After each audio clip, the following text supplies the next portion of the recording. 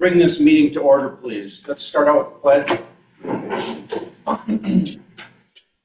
Pledge allegiance to the flag of the United States of America and to the republic for which it stands, one nation, under God, indivisible, with liberty and justice for all. Frank must have adjusted the flag. No, they did. Oh, everybody. They just okay. here. Looks good. Looks good. Somebody picked it up. Okay, Neil isn't going to be here today. He's got some issues that he has to deal with, and he can't be on Zoom as well. Annalise may or may not chime in here at some point. We've got Dan Truckee on Zoom. Dan, are you there? Yes, I am. All right. Good morning, Dan. Good morning. So, to make our motion, tell us again, Tony, how to word that. Thank you, Mr. Chairman. A motion to allow full participation by Mr. Truckee due to exceptional circumstances. And Annalise, if she Yes, and gets on Annalise board. appears also the same motion, yes. Okay, I make a motion that we do that in a second. I'll second it. All in favor? Aye. Aye. Dan? Okay, motion passed. So, does that takes care of the roll call then. Public comments, please. Approval of the agenda. Okay, oh yeah, you're right, I missed that. Just want to, Is the agenda need, okay, we've got a gal coming in here at 9:45 to talk to us about the access gates. Let's put her on whenever she walks in. absolutely. Yeah. Any other changes to the agenda? Motion. Huh? Mitch again. Oh, yeah. Mitch as well is moved up, is he not? Matt. He should be. You know, we were going to move him up. We always do. On We just need to put him on the agenda. Let's get it changed on here if we could at some point. Yes, we'll get Mitch in here ASAP. You go right after the approval of the minutes. Anybody make a motion to approve the agenda? Make a motion that we approve the agenda. I'll second it. All in favor? Aye. Aye. Aye. Okay. Do we want to do public comments first, or do we want to get Mitch out of here? I think we should do public comments. Okay, Is Matt there or Mitch? Mitch. We got the big guns today.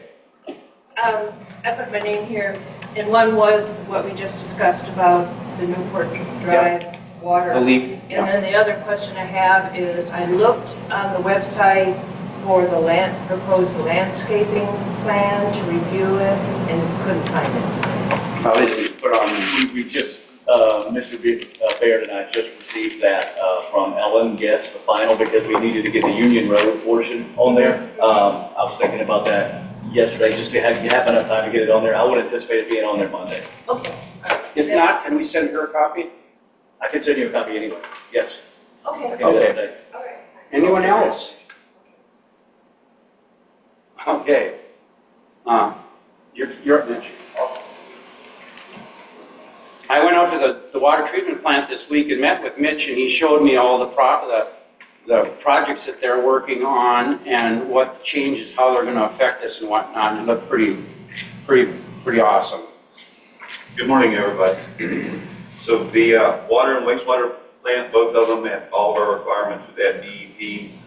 We did have a DEP inspection at the water plant last month. They found a few little issues. We resolved those, sent a letter to DEP. We're back in compliance, they call it. But really, we're never out of compliance. The reuse pump station at the plant is working as it should. The canal station, you guys already know it's working on 2 pumps. It's got serious issues, but the 2 are still working. We treated 2.16 million gallons of wastewater, 3 million gallons of water. We sent out 5.98 million of irrigation. Only used 400 gallons of chlorine, which that's pretty good. Didn't run any sludge last month. We did run it in September though. And we did something different, which will save you guys some money. Instead of using Carl, we processed 48,000 gallons in-house. I think it'll save you about 30 or 40% on what you're paying. So, What would that be annually, then, I suppose? so man, I don't know. It's quite a bit. I would say it would be $20,000 to $30,000 a year. Nice. What do you mean the price? So we bought what they call it, so Carl comes, they put it in a pump truck, they haul it to Fort Myers, they put it in a belt press, it squeezes the sludge out, separates it, and they haul it to the landfill. Well, we bought a portable machine that kind of does the same thing. We bring it to the plant, run it right at the plant, it squeezes it out, and then we take it out in a roll-off truck. Your company bought that? Yeah, At your expense? we did, yeah, just Thank because, you. I guess Carl, we have a bunch of our customers, Carl keeps putting those fuel surcharges Yeah. on there. And I have one customer that just said, listen, I'm not paying him anymore. Well, it was a good opportunity for us because we can make a little money and we can save the customer a little money as well. So what I'm hearing here is, we've got you under contract for X amount of dollars. You went ahead and bought equipment that's gonna save us a bunch of money at no cost to us. Yeah, exactly. That's- But it benefited me, you know, at selling, Well- it benefited me as well. But yes, that's exactly right. That's my job, is to try to save you money. We really appreciate Yeah, that. for sure. You don't do things that don't benefit your company. It's not what he said. Actually, sometimes we do, unfortunately. But I know. yeah, for sure. That's why you're our man. We appreciate that. Meters read, of course, 857, 11 rereads. We did go through and do the annual maintenance on the fire hydrants. During that annual maintenance, I have 4 fire hydrants right now that are bagged. Yeah. I need to replace at least 3 of those, and that cost, I'm gonna guess, would be in the $15,000 range. Each? No, for all 3. Yeah, I noticed you had a bunch. I may be able to take parts from the 3 that I can fix the 4th one, but 3 of them need to be done. How soon are you gonna be able to do that? I'll do it this week. I don't Perfect. keep them bagged any longer than I Yeah. have to. This coming week. Good. As you were talking about, the work that you guys approved 4 or 5 months ago, it was a lot of work. We're just finishing up on the first half of that, which was cleaning the tanks, rebuilding all the air headers, rebuilding all the pipe work. We hauled out 85 yards of sand, grit, and debris out of the tanks. So the plant that's been offline for so long, when we pumped all the water down, it had that much dirt, sand, and grit in it. So we just get in there and put it in bags, crane it out, put it in dumpsters, and then haul it off. So yeah, the plant is going to run so much better. We're excited to get that portion of the plant back online and get it operating. The disc Hey, filter, Mitch. yes. Okay, I was gonna ask you about that, the disc filter, see where that's at. Yes, so the disc filter is the second portion of that. They gave me a delivery date of December 12th. So we're gonna have the concrete poured for it, have everything ready. Once it shows up on site, my goal is 30 days to have it functioning and working. But December 12th is the delivery date that they gave me. And then you guys are already talking about the leak, Soto's fixing it over on Newport. We're shutting it down for them this morning. We coordinated that with the fire department. So I think that wraps it up unless you guys have. Now, what I got from my little tour with them is, we have 2 different systems to do our reclaim, and one of them wasn't being used since even before he got here. And so now that second system will be up and functional, so that they can take one portion offline and do maintenance on it while maintaining it through the other thing. But it also supposedly is going to give our reuse water a much higher quality than what we're getting right now. So I'm hoping then that means some of this coloration that we're getting on people's sidewalks and all that stuff, maybe it won't be as bad. I don't, because your irrigation water, we already sampled that, and it meets secondary drinking water standards. Yeah. So our standards, I don't know that it'll make it better, but what it does is it allows us, so you have 2 plants back there. It's all built into one, but it's really 2 plants running independently of each other. Well, one has been offline since the beginning, and I don't know if you remember, Russ, I don't even know if you were on the board yet. You came back and looked at the MBRs with me because they were wanting to start the MBRs back up, and we decided not to spend that money. Well, when the MBRs were running, the way it was designed, they were able to take that one plant offline. Well, when we did the recent permit renewal, the DEP said, hey, we want a disc filter and we want the other plant brought back online, and then you can do whatever you want with the MBRs. So that is the case. It will make better effluent because we'll be running the same amount of flow through 2 plants instead of 1. So the quality will be better.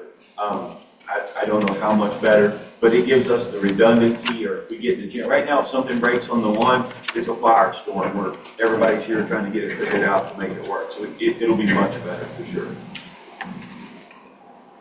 You're talking about the rust ones, right? Well, that's, yeah. How come I don't have any rust? You know, I don't know, but if you notice on some people's houses, you know, you Well, can no, I see it on the cement too, but mine oversprays onto the cement, and I never have any rust. Well, it's because the rust comes out early, and when it gets to our block, it's already gone. But I have people off of Newport that complain of the rust. I do not have an answer for that. Could it be like a bacteria or buildup in the water line? I sampled that water. There was a lady a long time ago that lived off of Newport that called me consistently. I tried everything.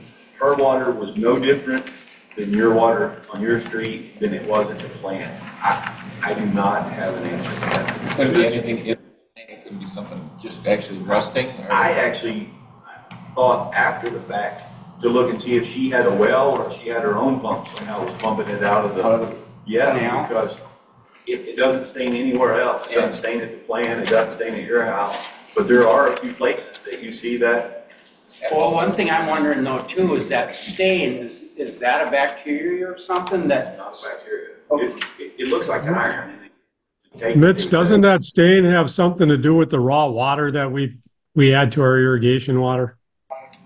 No, because even your raw water, we have it sampled and it's excellent. I mean, the water that we pump out of the ground back there is, if you were to go back there and get a cup of it, it's crystal clear. You guys have excellent water to start with. Well, we're doing. Okay, so there's no tannic? There's no tannic or rust or anything that's in that water? Very little, Andy. I mean, like very little. Well, it might be a beast that we're not going to solve, you know? All you can do is change your exit points of your water so it's not spraying on your house and it's not spraying on your driveway. Maybe that's all you can do. I mean, there's little things the guy could do to help. All right, Rob. No, I'm not done. Oh, I'm sorry. Go for it. Can you get me a map of the water meters for the marina, the hotel?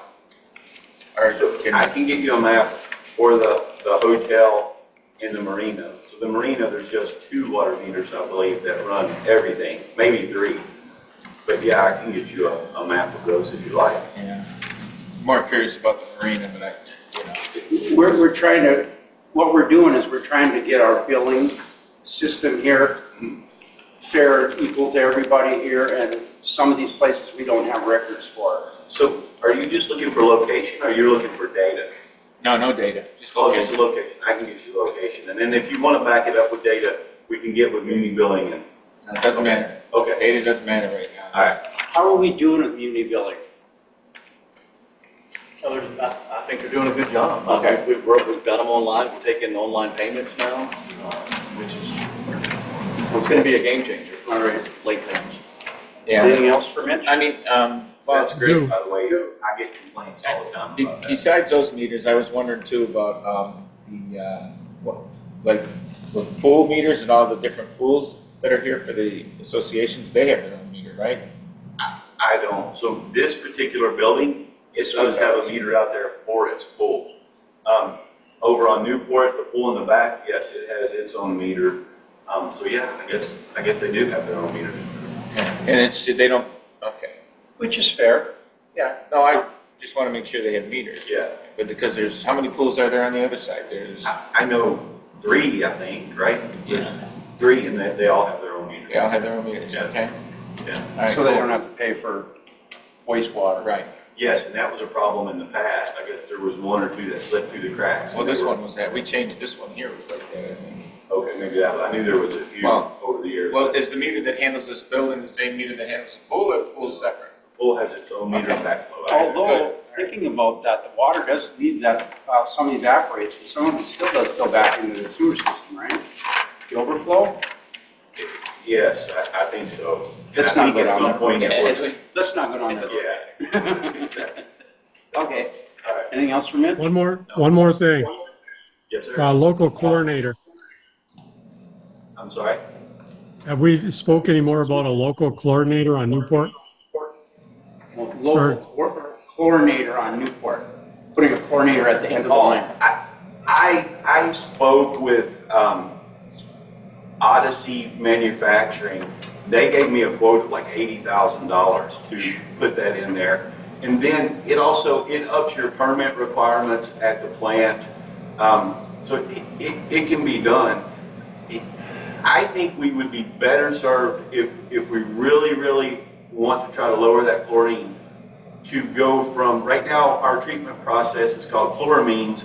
We use chlorine and ammonia combined. I think if we really want to tackle that, we should go with an engineer to the DEP, ask for a pilot, and then if it works, we should have a permit modification, remove the ammonia. There's no need with the RO water, there is no need for ammonia. I think what he's getting at though, more so, is that we end up flushing so much water there. We're trying to get down to slow down how much water we're flushing out of that into that pipe all the time. I think that's what the main thing is. Am I wrong? Dan? It's actually both. I am concerned about that. I'm also concerned about the amount of chlorine, the levels that we have when in the drinking water, because the closer you are to the plant, the higher your chlorine level is. The further away you get, the further away you get. Of course. So I need to leave the plant at like a 3 in order to be at a 1 at the end of Newport. He's correct. So here is getting more. That's interesting, because you would think once you put it in that line, it would stay the same concentration until it gets to the end. No way. There is stuff in the water, in the pipes, that's just chewing away at it. Okay. And when you use ammonia, it actually, that's why every year we do a 1 month of free burn. Mm-hmm. It's to chew up all the growth in the lines. Okay. And that growth is always in there chewing away at chlorine. Okay. That's why this is the only facility that I've ever been involved with that had an RO that used chlorine and ammonia used combined. I don't understand the ammonia and chlorine together because they react immediately. So how do you? They do, but you combine them to make chloramines, which brings down THMs, total triallomethanes, which is a cancer producer, they say, but you don't have that when you have RO water. So again, I don't know why that was ever done. Can we make a change? You can't just do it. Okay. We have to submit to the DEP with an engineer, ask for a trial, and then we do a permit modification and make it. But when we run on free, I can leave the plant at a 2 and still have a 1 on Newport. And I have people call me all the time and say, "What'd you do to the water? It's great." Yeah. I think the free would be a better option here. Would it cost us a lot of money to go through that process? I'm just guessing. With the engineering and the permitting, probably 25 grand. Well, but at the plant, you would spend 0. I don't have to do anything. The thing of it is, if it would make our, like you just said, it might have cancer-causing things in there. Well, there isn't. But Well, that's why they do it. But your water doesn't have that. But if we can get to a higher quality of water for 25 grand, Right. I think that would be a good investment. Do you guys not agree? I agree. Yeah, and it may not even cost that, because we can have the engineer go to the DEP and ask for a pilot program, and that's only going to be, let's just say, 5 grand. And then if it works and everyone's happy, then he can actually do the permit modification. That's where you're going to spend the money in on the permit. Should we make a motion that we give him authorization to start working on that? I'll make that motion. I'll second it. Okay. All in favor? Aye. You got the green light, So buddy. then I'll reach out to your engineering company who uses Source Engineering for their utility. So I'll get with them and we'll get rolling on that. Thank you. All right. Appreciate it. Anything Have a else? great weekend. Yes, you do. Oh, hey, what was the name of that clinic again? Oh, Hope for Cancer. Hope for Cancer. Yep. HOPE, the number 4, cancer. Thanks, Mitch. Yes, sir. Thank you. All right, we've got our guest speaker here today. Let's bring her up. You want to introduce her? Or not? Come on, give it a shot. You forgot her name, didn't you? I was not expecting such a type of presentation. I'm not really big Hey, on we're pretty loose here about what goes on, so Yeah. just give us what you got. So I got a couple of different papers. I only got 4. I didn't know exactly, like I said, how many people were going to be here. That's okay. I get this. Okay. Okay. All right. Yeah, we've got him. He's got one. He's already got one. All right, and then I also, really, my presentation is just the location and where they'll go. Okay. Let me just. Actually, maybe we could put this on the website as well.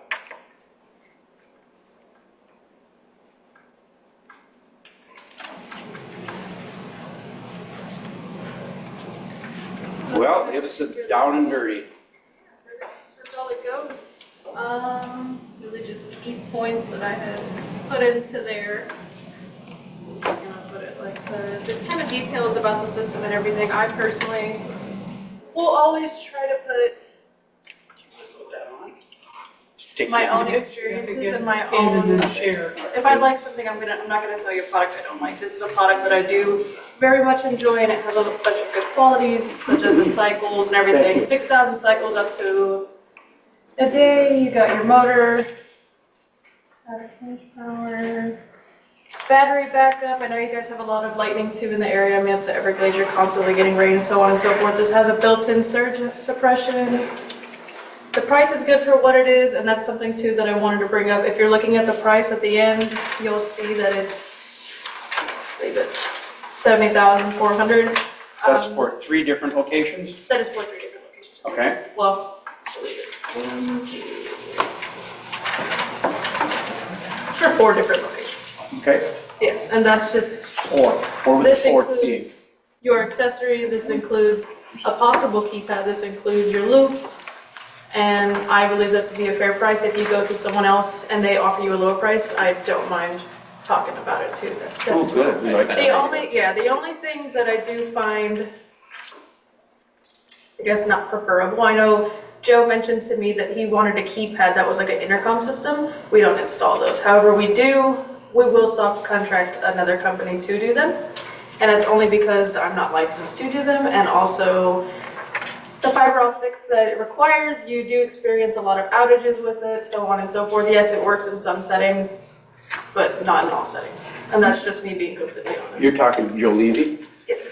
Now, Joe is speaking for himself as a private person, Okay. which I'm 100% on board with, but the board actually is going to make the decisions, and whatever you guys discuss, if you want to bring that to us, I'd love to hear it. Okay. So what was that about a keypad? A keypad, so there's, we do not offer, like the CAP XLM, for example, that's video chatting, and then you can add like a directory and stuff like that, so we don't offer that as Carter Fence. So what would this actually be? Would this just be an arm that comes down Yes, sir. to delay, and then it goes up Yes, sir. with no input from the car? You have options. So you have an RFID option, that's just a sticker on the vehicle, and then have a keypad as a backup for guests and so on and so forth. It was mentioned that you would want something that has like a code renewal, so the code changes every so on and so forth. Again, this was from Joe, so that people don't always have access to it. With the type of keypad that I'm offering, it would have to be put in manually, and then you could put it up to 90 times, and once that's up, either you give me a call, but it's a little bit hassle. That's the only option I see there. Joe was saying when they stop at the keypad, it takes a picture, or not? My keypad wouldn't offer that, no, but there are certain keypads that do. But like I said, we don't. Can that be a separate system where it takes pictures? Right. Irrelevant of that, maybe there would be a micro switch on the arm that if the arm went up, then it would take, connect it to your Well, that's why to we your want to camera slow down, the guests to make sure they're photographed and. But as soon as that arm started going up, that mercury switch or whatever you put on there would trigger your camera to take a picture. I would think that would be relatively inexpensive. Yeah, I'm for anything, but I have one other question for you. It says electrical requirements, high voltage wiring done by others. Yes. So there's other peripherals that are going to cost money here. So what's the cost I will beyond? not Is any know idea? their Just cost. a guesstimate? A guesstimate? I don't have a guesstimate. Well, luckily I do not do the estimating in sorry. terms of pricing. No, I do. Luckily, we do have electricity at all of our entrances. Right. The only one that would be a little more iffy would be Newport, you know, but we've got power on our own property there. I wouldn't think it, you know, of course, everything's expensive, but we're not going to have to move in power to these places. Okay, so that was only about if we had to add power. That's You do extra. all the other wiring and Yes, sir. you get the whole, okay. Mr. Chairman, just one thing, just to clarify, that as these are CID roads, we would have to have an ability for the public to have access. Well, and that's one of the reasons why you wouldn't necessarily want the keypad idea, because then somebody has to do something. Right. And we have to maintain that. Mm-hmm. I think in the past, we've talked here about possibly just having a sensor that you would drive on, or there's a light or something. So that would set it off, but it would delay it long enough to get a picture of who's going through. It would also, I don't know, if that can't count trips a day, does it? There's no counter on there, correct? That would be an external system, yes, sir. They would come with this, or that would be extra? It's not included in the Okay. estimate, no. But that's something I'd have to look up. I mean, we could do that too, to get trip counts, like when the new 100 and odd houses come over there, and until then, you'd have an idea of possibly how many are going into the gun club, and I mean, it would open up a few more possibilities of getting more data for us, but I'm sorry, continue if you would, please. Let's talk about the locations and where they would go. This over here is Union Road, that's at the entrance over here coming in. I personally cannot see very well. Oh, so the fourth is because you would have to have two on Case Drive. No? Newport. This is, So you have, I'm sorry. Newport's got 2 rooms. well, this is Union. Okay. Yeah, so Union Road, it'd be 2. I That's up measured the here. driveway.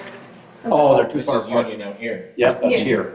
Yes, and then there's your operators, your safety loops, possible placement of the access control, this is your exit and entry road, and your exit loop. The interesting thing too about exit loops is that they can work both ways. They can work, like you said, as an entry, but then we'd have to get an external,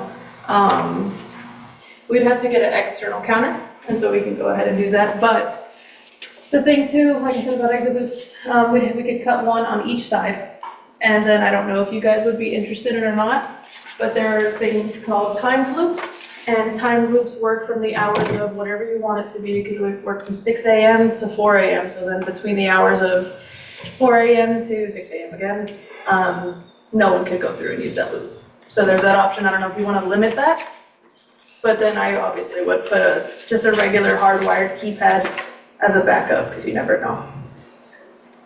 And then I also have case. So what happens when the power, oh, you have battery backup to Yes, sir. open the gate? Mhm. Okay, perfect. What about for extended battery outage? For extended, Like a hurricane. like a hurricane, so whatever, whenever customers bring that up to me, I give them an option. I say, do you want these gates to open or do you want these gates to close? I've worked for SWAT offices, I've worked for airports, I've worked on for so on and so forth. Typically, they want the gates to be closed. In the event that this would happen, you're not gonna have, FPL out here fixing those gates while there's a hurricane going on. In the event that happens, the gates are gonna work until the batteries go out, and then they're more than likely gonna rise. You don't want those gates to be down, especially when it's a housing community. They would automatically stay open. They would stay There you open, go. yes, sir. You Perfect. wouldn't have someone go out there. Plus, with my installation, I do also include a teaching for anyone that wants it, how to use the gates manually if they need be, and then what happens, so on and so forth. The cool thing about these arms too is they use nylon plastic nuts, and if someone were to hit these arms, it does not damage the arm. They just pop right off. Yeah, if we went this road, we would probably have you come by and put a little dog and pony show on for the Of course. community to figure out how to use it. That's more of my. Or we put it online, Because I was not expecting this. or we do what you're gonna do and we just put it online so anybody who wants to Sure. understand it could pull it up, yeah. Everything's digital nowadays. Question for you. Since when hurricanes come, it brings probably some of the highest level of insecurity. At that time, we had boats stolen, motors stolen, things like that during the hurricane period and right after the hurricane. Is there a way that you could hook a solar panel or something to this gate that would allow it to operate after a hurricane for extended period? No, sir, I would not ever install solar with the AC system, only because you can't have both. It's gonna corrupt your board. I've seen it happen either over time or within a matter of just plugging both units in at the same time. Would it be possible to take additional 12-volt batteries over there and connect to the system as a backup?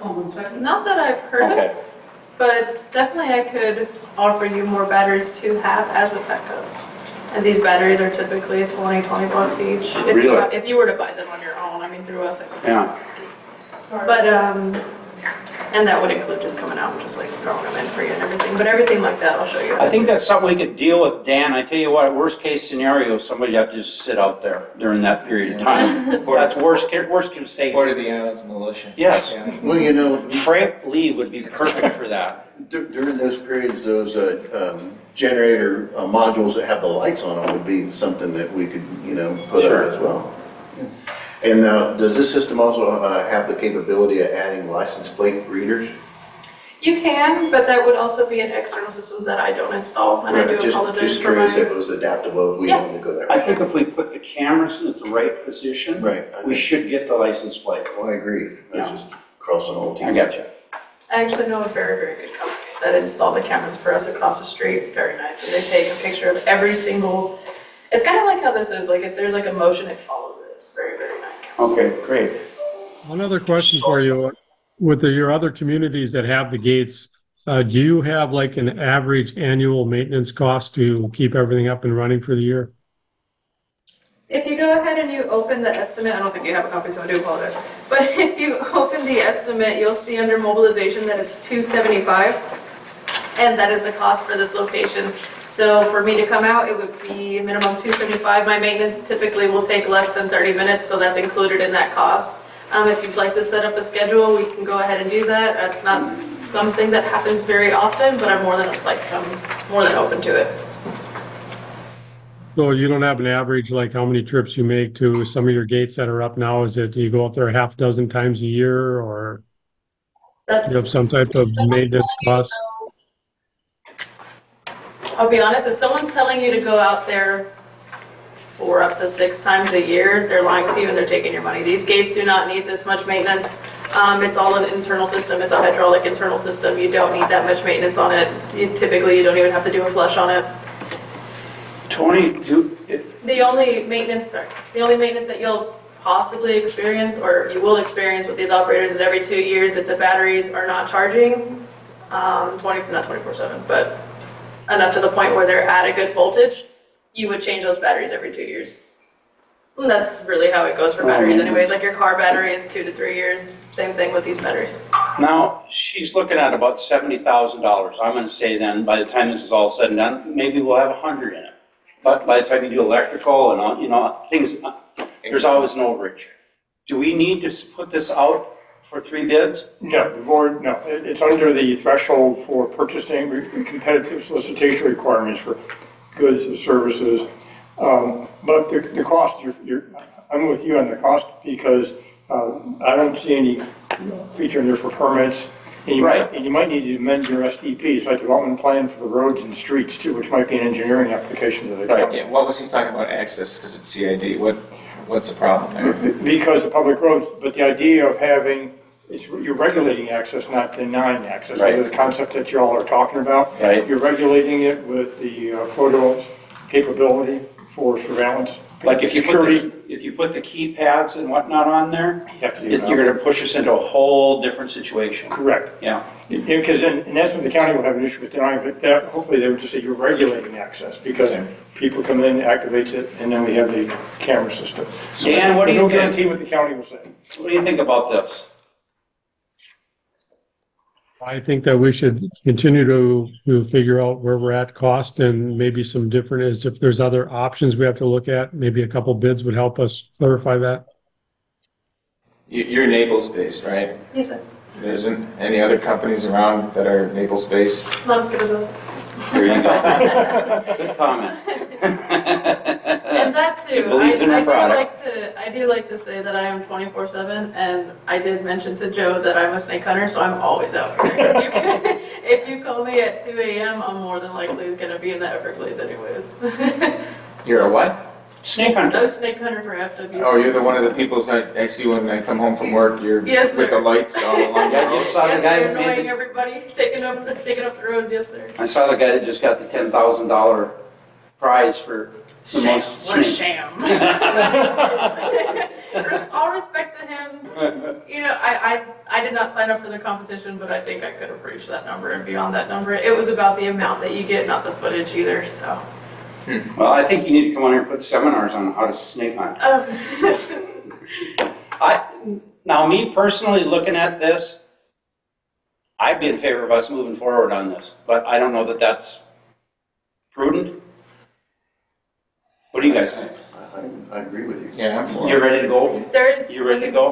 before you agree to anything, I do want to say, I did not include the price of the keypads only because I did not know where we stood on the price of the keypads. So like I said, as a backup, I think you should go ahead with the AK11s, and the AK11s are just a simple hardwired, and that's only a $1,500 edition, and I say $1,500 edition because that's just off the top of my head. If I did the Per keypads unit each, or total? it's Per scope? Oh, so the keypads each are $275, and then I was checking here that there's 4 locations, 1,100, and that's just in the event that I don't need to add anything extra. This is the What was the keypad before? emergency, Just emergency? or like guests that don't, I'm gonna assume that you're gonna go with a subcontractor for these intercom systems, so. Well, he said we can't restrict access. We're not gonna do, Oh, okay, you're not we're not looking at Okay. doing that keypad thing. The price stands is where it goes. The other, there is one more discrepancy that I noticed. It doesn't change the price or anything, but if you look on the second page where it says additional features, count 3 down where it says 8 safety loops, there's actually only gonna be 4. That's the only discrepancy. It does not change the price. Does anybody in here have any input on this? Anybody, any jump out at anybody? Go ahead, come on up, please. Do I need to stand there? Sure, Oh, okay. that way we can get your smiling face on here. I think there's too many unknowns about this, and I think the best, before the board approves it to move ahead, I would suggest that some way you open it up to the residents here in the community, either through the website or something, so that they can review some of this information and get some more details, because I personally have a lot of questions about it. Where is it going to be? What's it going to look like? Exactly how much in the big picture is it going to cost? Who's going to keep the data? Who's going to do the analysis? So to me, there's way, way too many unknowns for the board to move ahead on this. It reminds me of that GIS system Yes. that was approved by the previous board and was a fiasco. Yes. I'm not saying that. No, you're Yeah. fine. But that's my suggestion, and I agree with Dan to open it up to some other companies and get their input on it first. All right, thank you for that. I don't disagree with her completely. I'm sorry, come on, Ron. There is something that I wanted to say. She mentioned that she wanted to see the system, and I did bring it. So I think what we're doing is we're talking about a much simpler, when you're talking collecting data and all that, we're not talking about doing any of that. This is gonna be simply gates that will come down, a car will pull up to it, and then it will trigger these things to open. In the meantime, we'll take a picture of their license in their car. I just have, a lot of questions like, okay, it's nighttime and the gate's down and somebody hasn't been here, and what are the lights going to be like so that they know there's a gate and they need to do something? To me, there's just way too many unknowns about the system, and if anything, I would suggest putting in maybe a system in one of our entrances to sort of see how it works before we sign off on 3 of them. I do like that idea. Why not? It's up all night because they're out here. Yeah, I know. Yeah. You know, I mean, she's, when she brings up the GIS system, that To me, that's pretty loud and clear. I mean, we spent a pile of money on something that is worthless. But that, But that's not this is compared to her. This is completely different. You know, I mean, I was against that GIS too, so. Yeah. it's just- So, You know, I'm we've been sorry. a long time, we've been a long time coming on this. We talked about it many years ago even. I don't know that it would hurt to just slow down just a little bit so we can maybe get someone else in. We can talk about the features a little bit more. Maybe somebody has something else that will go, oh, wow, we didn't think about that. So I do think we got to do it, some due diligence on this before we just jump in. Joe contacted 3 companies, and these were the only ones that responded. The other 2 did not respond with a bid or proposal or anything, so. Okay, so let's just, for the sake of argument, saying we're gonna hire this company, but it wouldn't hurt us to get a bunch of this stuff showing the residents the gates are gonna be here versus here, and, you know, that type of thing. Get the information out before you. Right, if she could give us like a map, Yeah, and then because- put the map We'll on the get all the website. information to Kevin. She's right, I mean, I'm appalled by her. If you guys wanna look. Ma'am? Yeah, she had a comment, you should listen. Sorry. I'm Rita Bradkey with the Orchid Cove community. I'm new to this discussion, so I'm with you. I have no idea what the history of getting these access gates is, or where you're putting them, or how much this is going to cost us as residents, and what is promoting this discussion. That's all new to us, so if you could give us that information before you make a decision about it all, that would be great. I agree with you. There is something too that I will relate to this conversation and what the residents are saying. I mean, I live in a gated community as well, so it's just like kind of when they spring it on you and you don't know what's going on, it really just takes communication between the board and the people. So it's kind of like I'm working on this site right now where they're telling me to come and close all the gates. Okay, I come and close all the gates, there you go. Can you come back and open it? You know, we didn't tell the residents. It's really all about communication, and they're right, you know. Okay. Ron? Just a comment. I'm thinking that it's going to improve the insurance rates. We're going to have less notorious people coming into the communities by doing this. I think that a lot of the questions that I listened to just now, they will be handled. I think you need to move forward, yes, with the caveat that you have to have other people give a bid and put a little more information out there. But I would move this forward because we see all kinds of communities here in Naples and all kinds of surrounding areas. They have these gates specifically because they function well and they do good for the community. I think it'll help us with the incidents that we've had along the docks where things go disappearing. Right. The theft will definitely it's just helpful for the whole community to have this happen. Makes real estate rates go up. It's gonna be It'll help the real difficult as far as estate like the marina over there, because we're gonna have the gates beyond that marina. So it's not really going to necessarily help the marina people. It's So- gonna be past the marina. I did include That's what I that. mean, yeah. Yes. So so we're kinda gonna be, the marinas where they have a lot of loss and people that they don't want there. And we're looking at this and we're going, well, that might not be included in there. So I don't know if there's something that we can do. But if the gates are gonna come up anyway, if you pull up, why not put them before the marina? That's another thing too. I find that even just, it's kind of like a bird on top of like the store, like the fake little owls and everything like that. It's a natural deterrent, I think. If you got someone that's like, I'm gonna go try to fish in there, and I mean, I'll be honest, I do come fish here. That may be. If I saw those Yeah, gates, right. I would be Yeah. like, I don't have access immediately. That would register in my head, and that's a I think natural you're thing right. too. Right. So you thinking that these entrances would be right up by that, right at the, oh, This this was like is a kind different of one, like this an is, estimate. but over on Newport, are you thinking like by that, So for Newport. The old guardhouse? This is for the housing area. That is something too that I wanted to bring up. You could have up to 4 loops there, excuse me. I don't know if you guys have it directional so that it's like you can only enter through here and this is the only exit, but I did make it optional to have exits. So it'd be just beyond the old realty building? That's for the housing. Okay. Yes. So for this one, you're only gonna need 3 operators in total, only because this is I think it's about a 30-foot driveway, and this one is only an 18-foot driveway, so you'll have 2 on that side, 1 on this side. Wow. And then these loops, these safety loops will turn into just entrance loops. Between each operator, there's also a photo beam. So if that photo beam is broken by any vehicle, person, dog, cat, whatever you have you, the gate will not close on top of them. That is one of the included safeties that we install. Not many people install them, but I find them useful.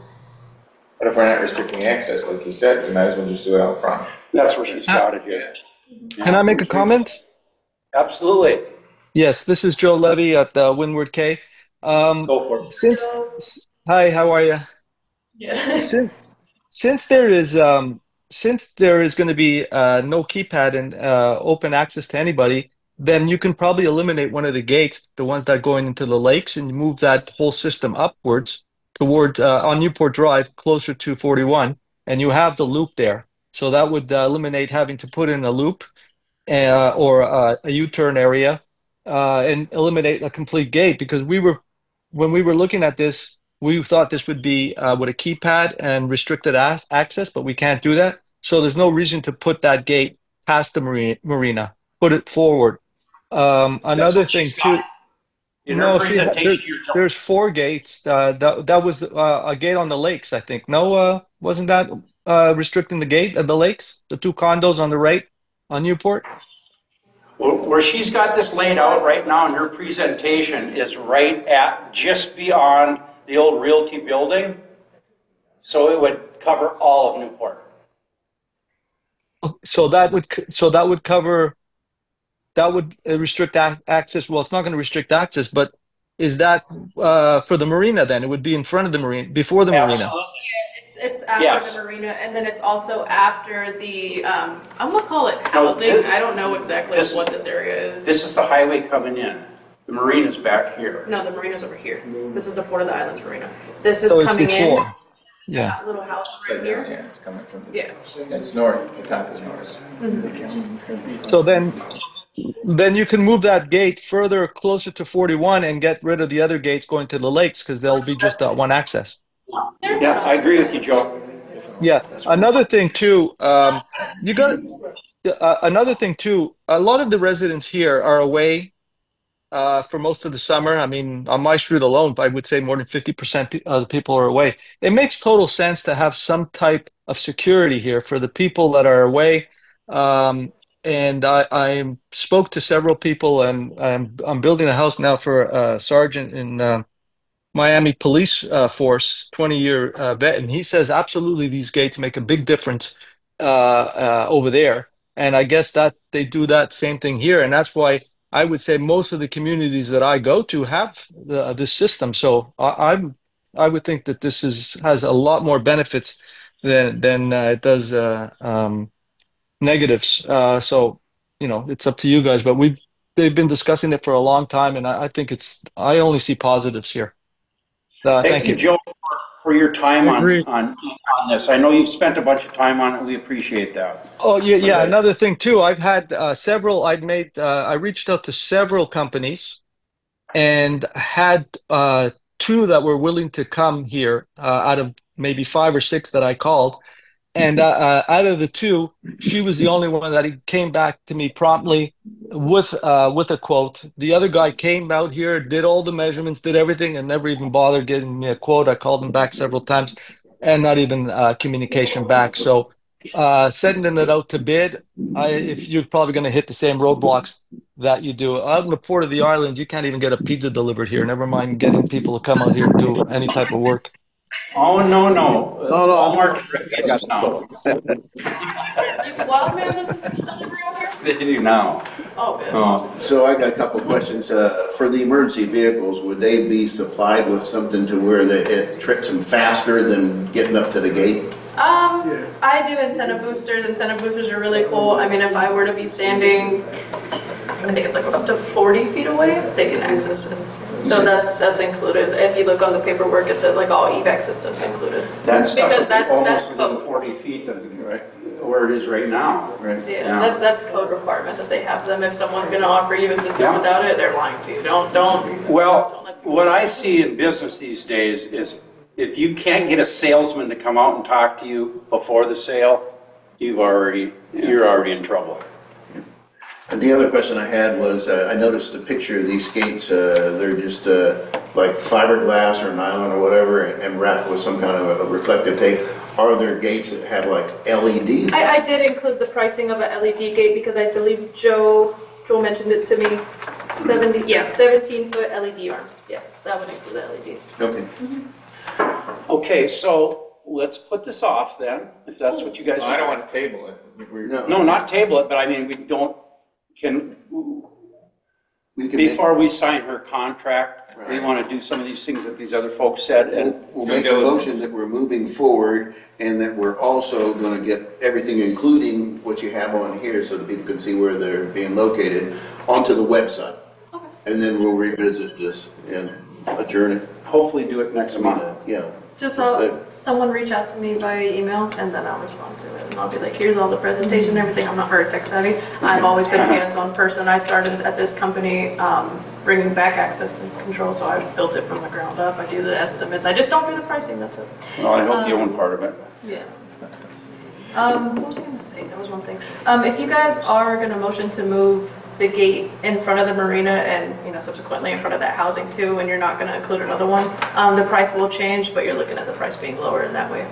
So we would just take off the cost of, I believe it's 2 of the operating. If you're going to give us, we might as well have If it you're gonna move it, present it that way so that it's on the website that way. Right. That's what I would do it. But is that what you're going to? We need pictures because most people, they need a visual. Yeah, me too, I'm the same way. But if you do end up moving that, so I'm talking about these two right Yeah, we're talking about moving it up to That's what I'm saying, like if you're moving it over here. entrance building, that's right at the beginning, yeah. I feel like when I was, because I've grown up here, I feel like when I was probably like 4 years old, they used to have them. I vaguely remember that. Vaguely. And then you'd have a guardhouse there, so that's pretty cool too. That's actually not ours. No, that's hotels. Everyone benefits. Who knows what's gonna go in there, but if anything. Anyway, we've used enough of her time. Does Lisbeth still work there? Lisbeth? No. At Carter Vets? Yeah, she's still there. Was she a permit lady? I don't Excuse know. me, a permit person? A long time ago. I'm sorry, did you have a comment? I just wondered, license plate readers, I thought the last time you all were talking, you were just talking about putting license plate readers at each entrance. Wouldn't that be more efficient and cost effective than putting up gates and trying to catch pictures? Well, two things. The gates give you a visual so that people realize that they're being monitored. And the reason for the gate too was to slow the traffic down long enough to where if you wanted license plate readers, that it would give you that time period to get a good picture.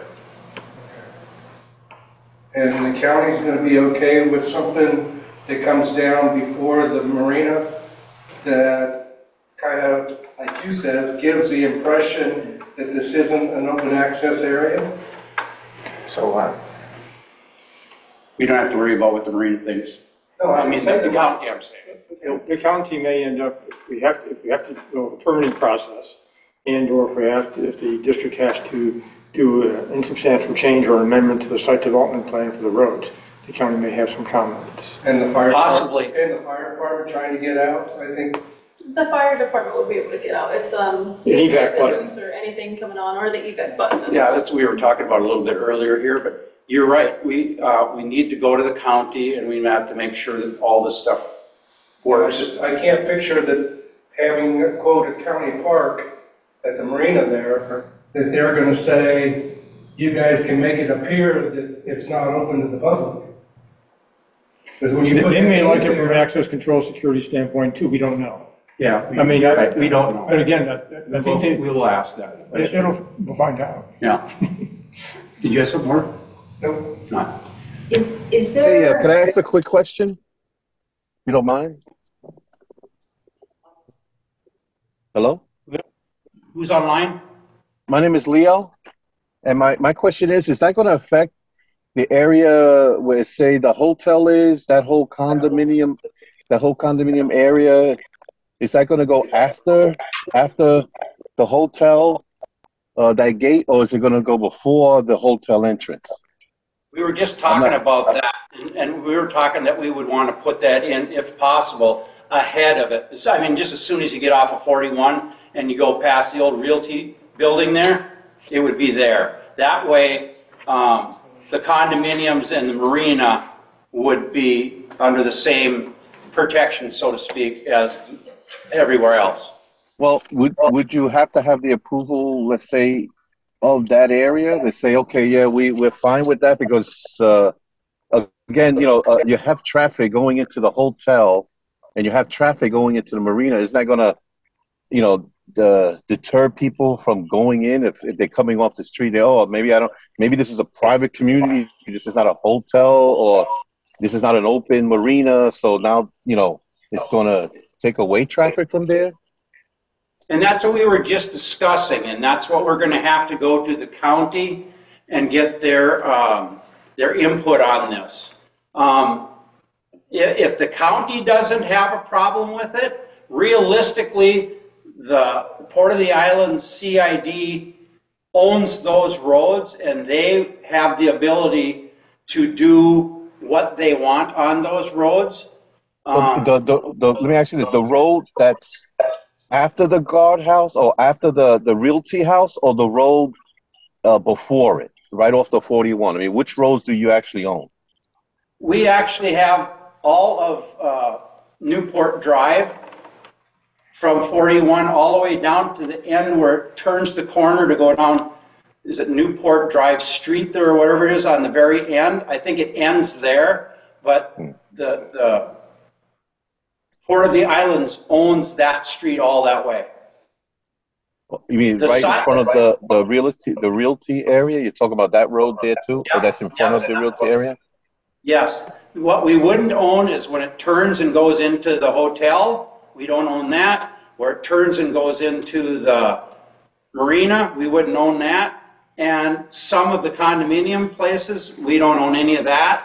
And I'm not sure that we even own all the streets over there. There may be one cul-de-sac or whatever you want to call it off to the side there that we don't necessarily own, but for the most part, we own the major thoroughfare. So you're creating a restricted access, though? No. Because what we're doing is we're regulating it to monitor it. We're not restricting it in any way.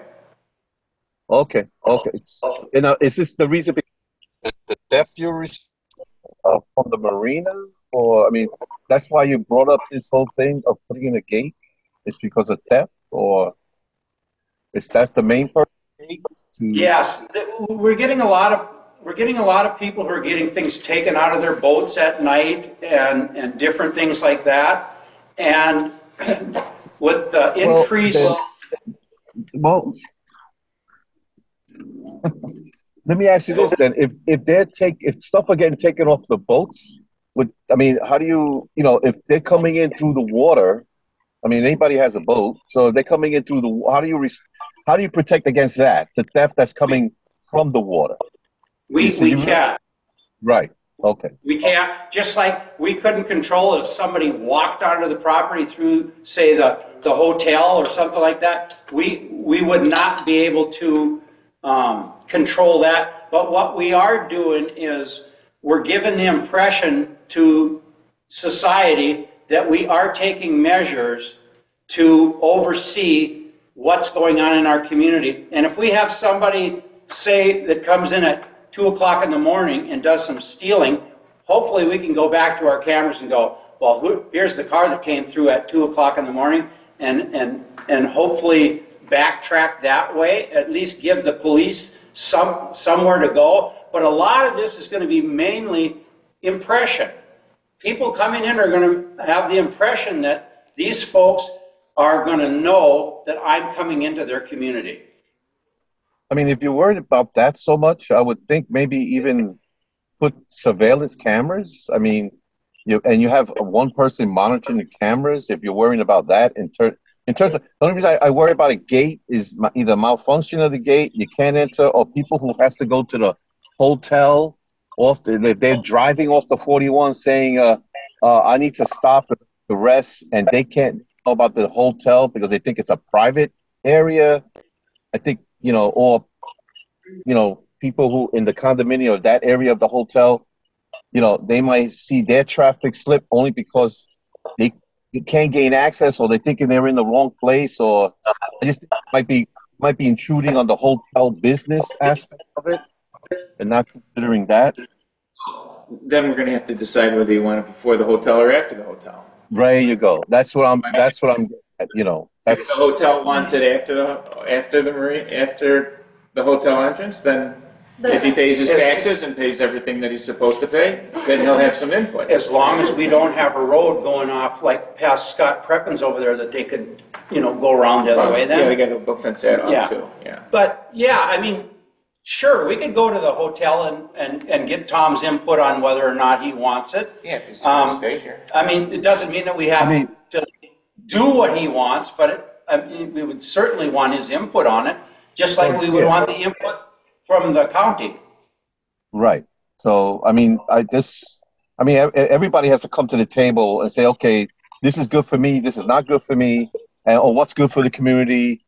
I think everyone has to come to the table, not just one part of the community making decisions for the whole and not taking into consideration other aspects of the community, because this is a very, let's just say, unusual community where you have a hotel, system there, and you have residential. So, that's what's unique about our area. And then you also have a public boating, with a public, a marina store. So all that, has to be taken into consideration when you want to now I would say slow down foot traffic for either the hotel, the marina store, or the marina itself. Right, and that's why you have that's why you have a board here, because the five of us, and with the help of our management company and so forth, it's our responsibility to try to work out all these things and the questions that you have, how it affects everybody. But we also have to look at how this affects the community as a whole. Mm-hmm. Because we can't say, well, Case Drive is going to have this, but Union Road's not going to have it. And, because we have to treat everybody the same.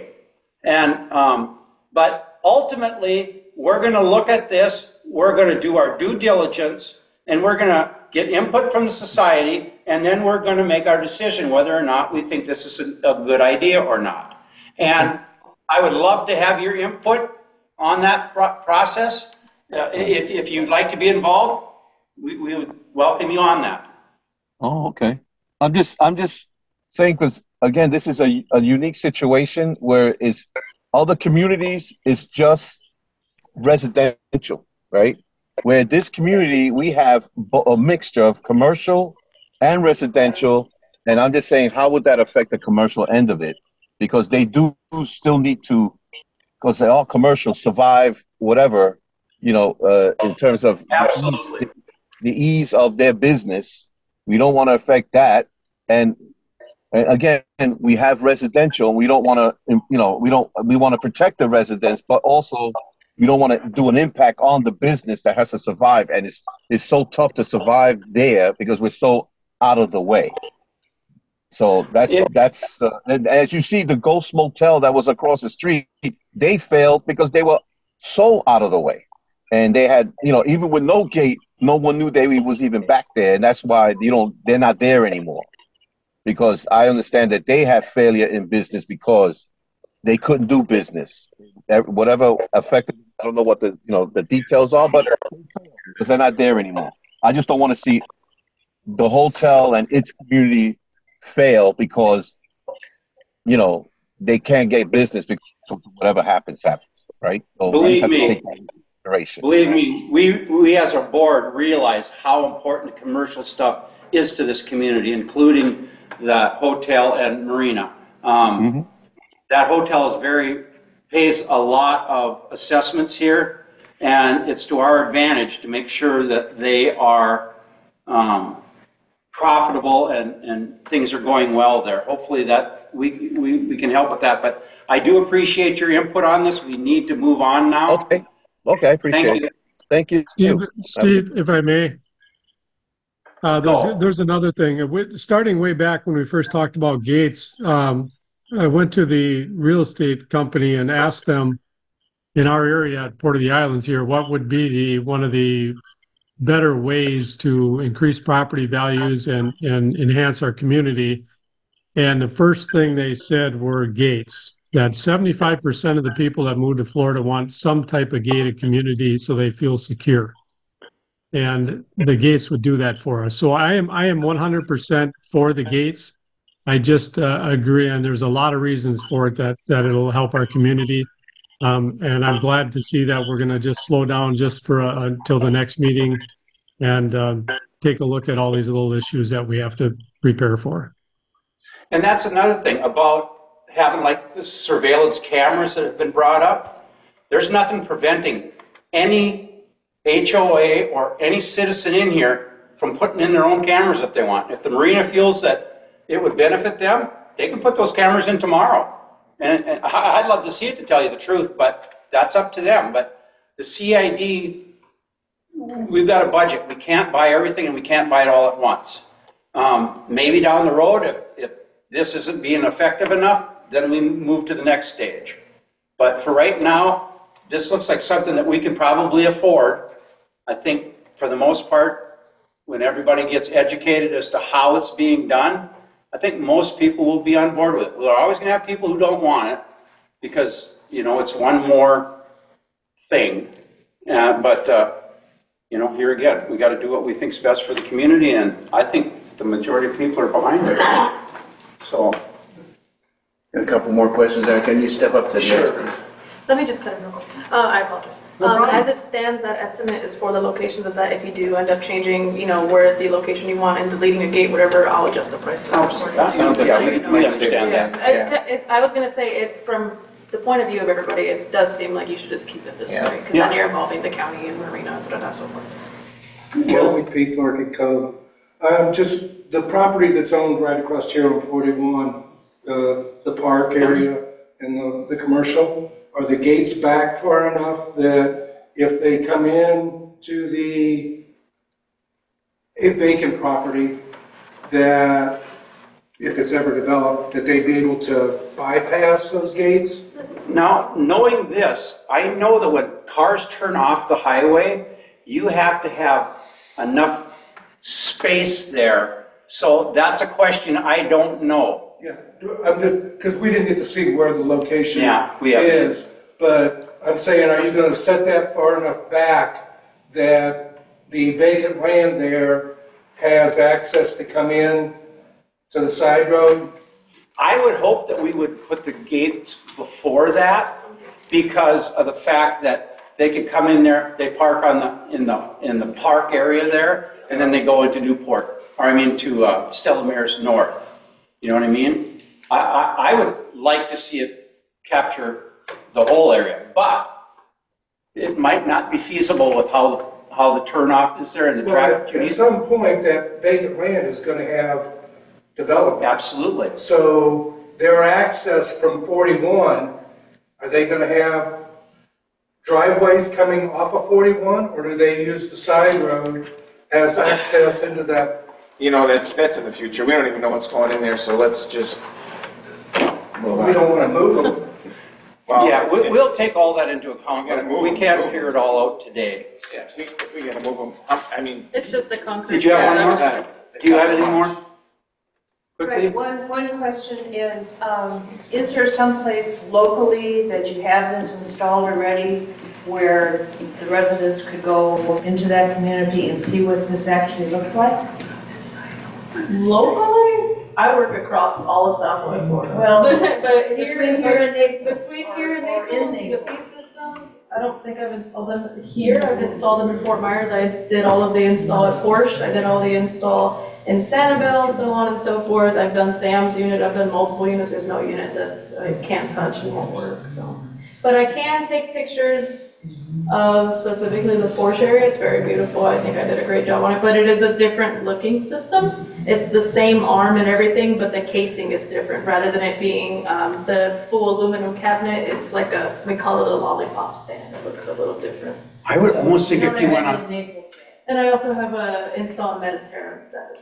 I would almost think if you went on YouTube, that there would be some of these that are already in there that would show this, but I don't know that. But she wants my work, and my work is beautiful, so I There you will go. gladly show her. And So- I hate to sound We gotta let her go. confident. Do you guys want to make a motion, or what do you want to do? Or should we just wait, or tell me what you want to do? Make a motion to what? I thought we already decided that we were gonna wait till this next meeting and go more into depth. I understand, but do you need to make a motion to, never mind, we don't need one. No. Okay. We're just gonna keep Sorry. going. We're gonna let her go No, home. do I have to be here? Thank No. you. Okay. No. Well, It we was a let you know. pleasure. It was a pleasure. Thank being you. here. And if we need something, we I'm can always do available, Zoom email too. or phone. Okay. And I do have one question for you. I'm gonna ask you privately. What part of Minnesota are you? I'm from North Dakota, Iowa, Wisconsin. Okay. There you go. Okay, there you go. There's a couple of words I caught, you're like soda pop, and I'm like. Oh, Fargo. Fargo. It's nice to meet you. Thank you very much. I grew up partially in Duluth, so. Oh, I'm sorry. There you go. I just want another comment on this subject. It just seems to me that there's a disconnect between discussions like this and reaching the residents so they know about it. And I know we have the website. I really don't know how many people actually do look on that website. I know that you've been trying to put together an email list, and I don't know how successful that's been. But it just, and then there's Nextdoor, which, we really don't want to get into.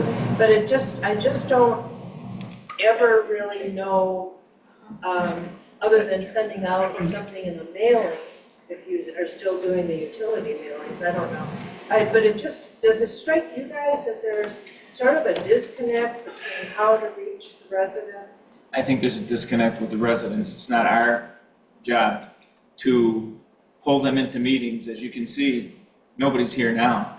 So it's not a disconnect between us. I think we give plenty of information out, and I just think people don't care. So it's too late. I agree with Russ. And Dave, can you tell me how many people's online right now?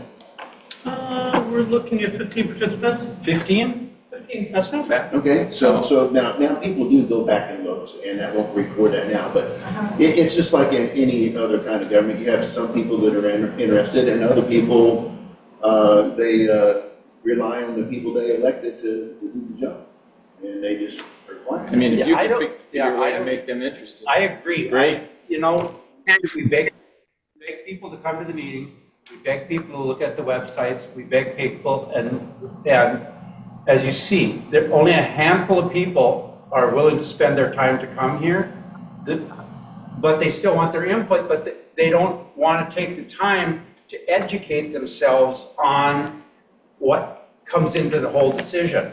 You get one little snippet of it, just like if you listen to Nextdoor, you get one little snippet of what's going on, but they don't know what we know because we're spending the time on it, and they won't take the time to educate themselves on it, which, you know what? That's the future. Yes, go ahead. May I make a comment?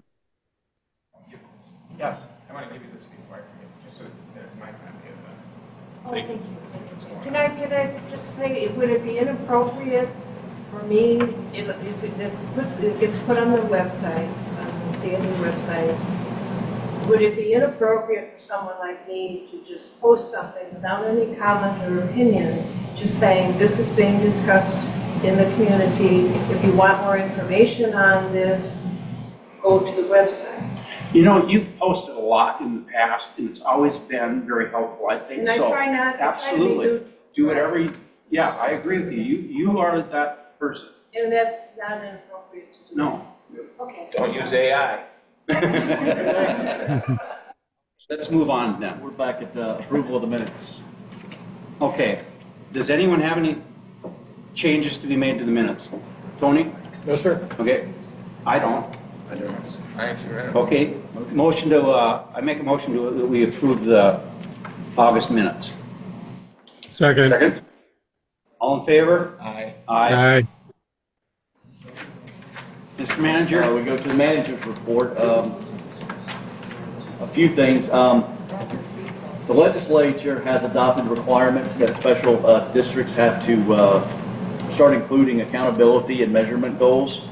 We've used some templates of other government districts to put one together for you as well as others that we work with. So we've come up with some goals. These are measurables that we're supposed to meet as CID.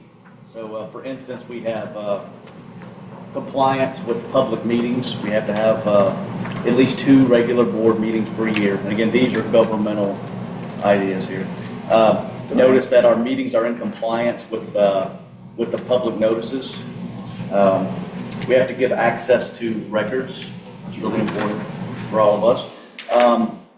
We have to do infrastructure and facilities maintenance and inspections, put together a plan for that, measure it, make sure it occurs.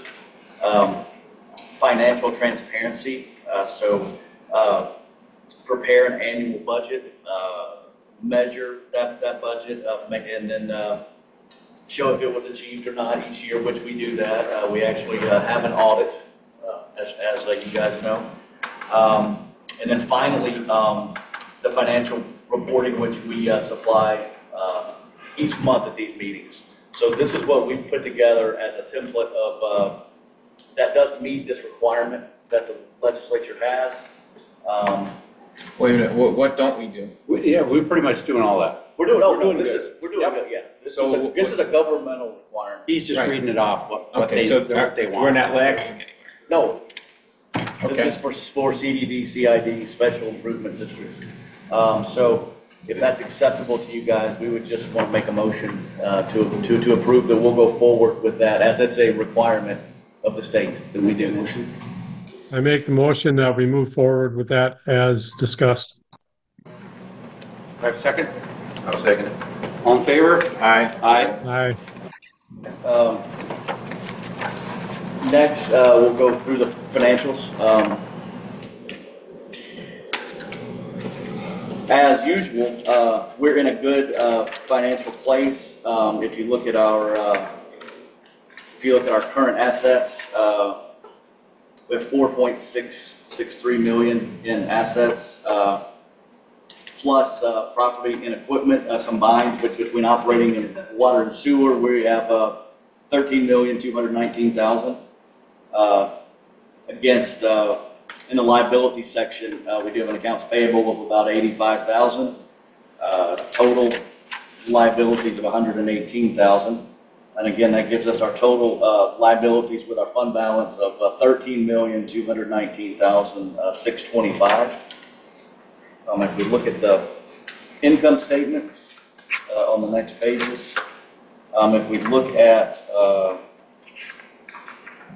the month to date, for the month of July, which is what these numbers are through, overall, we are $234,000 good on budget. For this particular month, we had a couple of items. We ended up $9,000 over budget. But again, we're under budget through the month of July. We had a couple of things that came in July, wrapping up some engineering bills. For one, we had some mosquito control payments that we caught up on from the last month. July is a month that has an extra period in there as well. So if you look overall, we are, again, we're in a good position where year to date, again, we're $235,000 under budget in spending. Now, part of that, reason for that is some of the projects that we would normally be doing that would be eating up this $200,000 plus under budget is being held up because we can't do the work until FEMA tells us yes or no on our funding. So, yeah, we're under budget, but there's some of the things that we wouldn't be if we were able to go ahead with some of these projects, which we'll have Dan bring you up to date on where he is with FEMA, but I don't want people to think that, you know, we're just saving a ton of money, because in reality, we're probably not saving a ton. We're saving some, but eventually this is going to catch up to us when we can start spending this money. Exactly. Dan? Oh, I'm sorry. So if there are no questions just about the financials through July, we would just want to have a... Let's make a motion to, I'll make a motion that we accept the financials as presented. I'll second it. All in favor? Aye. Aye. While we're at that, Dan, do you want to give us a quick overlay of what's going on with FEMA? Sure. It's actually been a pretty busy month. FEMA once again has thrown in some roadblocks on some of the funding for the water line and things that were moving along for approval, and then got kicked out because they had more questions. So it's kind of normal. We are working on putting together some more information, some more maintenance, copies of permits and things, getting those out to FEMA so that we can try to put that back into the CRC for approval. So we have some of that going on. We did open up another grant. Kevin and I and the engineer worked on a brick grant, actually, that we're looking. We have just under $3 million we put into a brand new grant request. And that's for, what is that, Kevin? Building something, infrastructure. Anyway. Yeah, the acronym for BRIC, yeah. I'm kind of lost with the last two as well. Resilient? Yeah.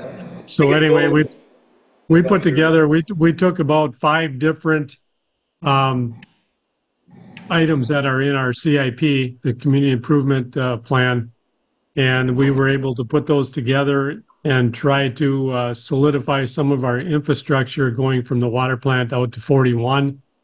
It includes the disc filter that we talked about. It includes a new pipe out towards 41, the roof on one of the storage tanks. Just offhand, there's like 5 different items we picked and put them into a brick grant request. So that one's in its infancy. It's just getting started.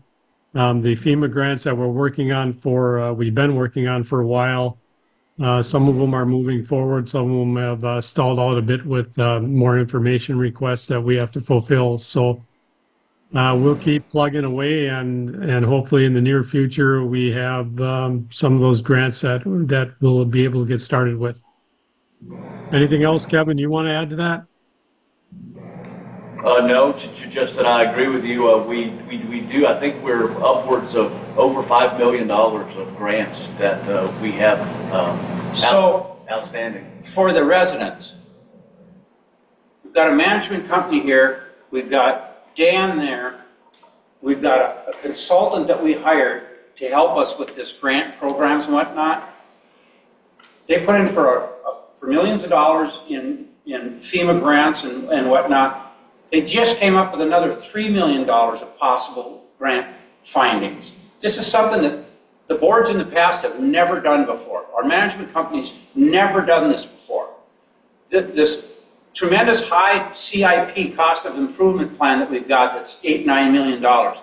These guys are figuring out ways that we may get a lot of this stuff covered through grant programs. If we can get that accomplished, think of what this community can do with what first of all, we can lower our assessments, which I'm sure everybody would want, but also we can start doing improvements to this place. Maybe we put in the security cameras, maybe we put in a community pool or or whatever it happens to be, but we can start looking at putting stuff into things that we would enjoy rather than paying for the sins of the past, meaning our infrastructure that has been getting away on us. We can start fixing the streets and all that sort of stuff, but I just want to thank you guys for what you're doing. I mean, it's tremendous the possibilities you've got going. Even if we only got half of this, we have really done well. So thank you. Very well. I wanted to go back to one thing for our upcoming year's insurance policy. We've been going through to review what was in the policy of the past, and we've been doing some work on that. We were able to add some things that we learned from the hurricane that maybe were that needed to be added from Ian, and so we've got that done. We also have gotten another request out there, so we're waiting for both of the renewals to come in. We had a tentative number before the changes were made of about $47,646. I'm expecting now that we've made some changes, it'll come in a little higher than that. What we would like to do at this point, if the board is agreeable, is as this has to be bound by 10/1, by October 1st, could we work with the chairman as we're expecting these numbers to come back next week? I would agree with that. And if the rest of the board does. Yeah. Now, one of the things in the past, just for instance, we didn't have, what do they call it, replacement costs on our insurance. We got burned big time by our insurance company from this last hurricane because we didn't have our coverage properly. We were not covered properly. We ended up getting like $30-some thousand to replace all this stuff because it was all on depreciated numbers. People don't work that way anymore. Somebody really dropped the ball on that deal. We have taken the time to go out and inspect all the equipment that we have, make sure that it's covered. So that's the key. Very good. So say it's going to be 50 grand by the time it comes back. What's that? I'm just curious. What's the increase over last year? I know it's different. I know it's not apples to apples. I did an analysis of. I'll tell you. Basically, last year we were at about 44,000. It wouldn't surprise me if we were closer to 60,000 with some changes that we've made because we've increased these values. That'd be 50%. If you think about what we lost, no, I get it. We could have bought insurance for years. But we'll evaluate both. Yeah. That's the thing. We need to see the numbers. I mean, my insurance just went up 50%, so that's why I was just curious. About my car insurance. So. Get a hold of me and we'll make it happen. I expect it early in the week. Would we need to do a motion for that? Yeah, I think a motion to authorize the manager in coordination discussions with the chair to bind insurance coverage as of October 1 from a vendor with the appropriate coverage and the not to exceed premiums of what, 60,000? 60,000. I don't think it needs. Yeah, let's not do, but we don't. I would put a number just on bind it. Yeah, I'll make that motion. I'll second it. All in favor? Aye. Aye. Thank you. Okay. Just a quick update. The last thing I have, we talked last month about South Florida Water Management District was looking to do a license agreement with us. We had some terms that we put back to them, asked them to provide us some more information, give us a little bit more detail about what they were planning to do. We just are still awaiting that information. So there's nothing new to report. So we just want to let you know that we had followed up with them and asked those questions that you asked us to at the last meeting. Now, the mosquito control here is going to be taken over by the county next week, or the 1st.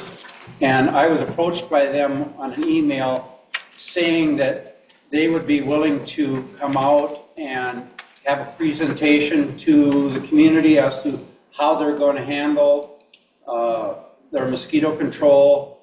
They talked about having a flyover with one of their aircrafts and, wanted to know if we were interested in doing something like that. Anybody have any ideas? You think it would be a good idea? Is that included in our what they charge our taxes now, or is that an extra, or what? No. I think they're looking at this as a PR situation for us as well as them. Okay. Which, here again, like Deb says, more information to the residents, the better they'll feel. And I'm looking at this too, and I'm thinking, you know, like all of a sudden now our mosquitoes are pretty controlled right now. I know that we went to a more expensive mosquito spray. That was part of what helped, but of course this is such a seasonal thing. You know, next year at this, when we had bad outbreak, we'll probably have it again next year. But there might get to be a point too where we may have to do additional sprayings on top of what the county does. But we'll need to work with them because they'll be monitoring it and they'll be doing all that sort of stuff. But it's a possibility. If we need it, we'll do it. They have offered to use an automated mosquito trap that they want to install near the utility building that will monitor mosquito activity throughout the process of them spraying. That'll show this is where it started, kind of as a baseline. This is what's happening throughout, just for historical data. I assume that's not going to be a problem to allow them to do that. I think that would be good information for us to have. So you got the email from them? I have it right here. Do you want to invite them to do what they? Okay, I'll take it. Absolutely. And that starts October 1st. Right. Anything else from you? Can I make a comment on that? Yes, you may. Deborah Jansen. We're just going to have to get her a chair on the board. If they offered to put in one of those automated traps up near the utility plant, you said? We just need an external. That's right next to Fakahatchee, which is going to probably have more. So she's saying, pick a better spot. No, I'm not. No, I don't disagree. That spot is fine, but I thought that maybe one on Case Drive, one in Orchid Cove, one on Newport. I can work and we can maybe figure out a good It just seems that would give a better. We need a plug. Yeah. So that is off utility building. Well, most of our entrances, we've got lighting and stuff there, so there is power available there. So we'll evaluate that. Yeah. What about the lift stations? Is there power at the lift stations? Yeah. There's power there. I don't know if there's a plug. Yeah. We can work that out. Okay. Just to have a better spread of. There's gonna be a lot of mosquitoes. Good idea. Back there, it's hell, man. Yeah. You know, speaking of that, I kind of like to see that 50-acre parcel there start getting mowed on a normal basis. Yeah, we talked about this. You know, we're asking everybody else in here. I know Scott Crepin's land it hasn't been mowed in quite a while, and there's other places here that aren't getting mowed as often as they probably should be, but 18-inch. there's a lot of, there's places, but he never mows his. And you know what? It shouldn't be that way. It should be mowed. Should we send him a little prod to do that mowing, or do we go to the county, or what do we do? Because he doesn't want to do it. Then go to the county. Can certainly go to the county. We have a relationship with the county. I think we've even discussed this a little bit at the last meeting. Not against that. We just want to be careful that we make sure that we have a CID interest in the things that we're doing as opposed to private interest. Sure. The county hasn't mowed their land either. Yeah, I know. We've approached them before, so we can do that again. You know, since we have LaCastro here, I haven't seen a whole lot of changes. Right, understand. Just remember how you vote. Absolutely. No, we will Nobody's take care of running against somebody. Isn't it? I haven't seen any signs for him, so I think we could run you. Yeah. To write-in. Yeah. I think he's running unopposed, I'm not sure. Okay. I guess our next. What's next? I'm running into Dan's free time now. Attorney? Yeah, just briefly, number one, Zach isn't here, he's hopefully joining us. He and his wife have a doctor's appointment they're expecting in December, I believe. So that was, but he might join us shortly. A couple other items before we get to parcel 13, if I may, Mr. Chairman. Just for verification, on the license agreement for the dockage, I've inserted language in there that it's subject to termination if the district enters into an agreement with South Florida Water Management District. So that's the basis for termination. I think the board wanted that. In the southern You're gonna have to bring me up, I'm missing. Oh, this is the southern exposure, the use of the district's property. Okay. So that's been included. And I'm going to attach a graphic and make sure it's the right graphic. But two items I noticed that still need clarification. Has that the southern exposure shall not use the license area more than X number of docking activities during the term. What's the cap that you want to put on it? I don't know, but to tell you the truth, I don't think their usage is gonna be very high. You know, unless we would have something that would come in here and tear up people's docks. Is 6 a good number then? No more than 6 times during the agreement? I don't know, do we need a number? I haven't seen them. I don't think we need a cap on that. Okay, it's I not, don't. yeah, I'll strike that sentence then. they're not gonna do that more than that. Okay. And they have to coordinate anyways. Where are we at with the manatee people coming in to use that for a staging area? I think that's what Kevin was just referencing. Yeah, we had requested some further information from them about that, and they have not provided it yet. And that was what we were directed to do at the last meeting, was to get some more information from South Florida. We're just still awaiting that information. And we'll share it soon. I had a call yesterday from South Florida, kind of unexpectedly, so I was trying to get back to them already this morning to see what that was about, but maybe it concerns that, I'm not sure. And if I recall correctly, the term would be 1 year for $5,000? Yes. Okay. That's all I have on that. Thank you.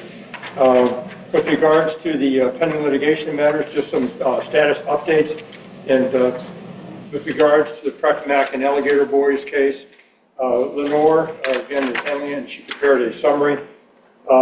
In that case, Neil's deposition, who managers, was taken back in March 28th of this year. The attorney for Prefect didn't like the deposition answer, so he moved to compel, and that hearing on that is set for March 31st of 2025.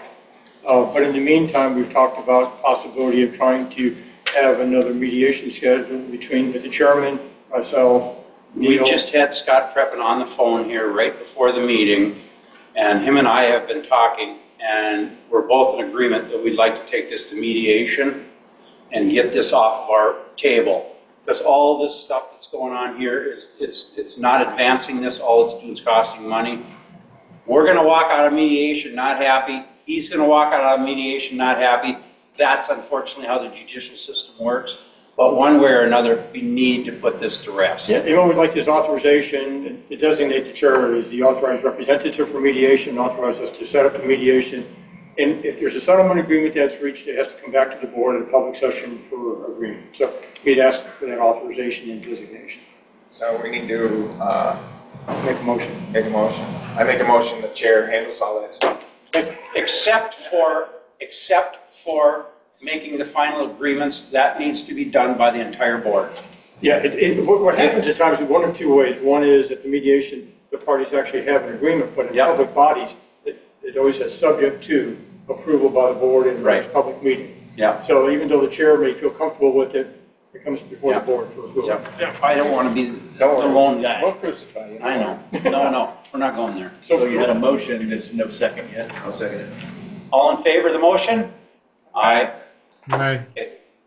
Okay. So you'll move forward on trying to get the mediation rolling? Yes, I'll give it to Lenore and have her contact Mr. DeCosta, the attorney, and coordinate that. ASAP. On the litigation involving Premier District Management and Kelvin Teague, we have a hearing on our motion for accelerated hearing scheduled for the 27th, next Friday.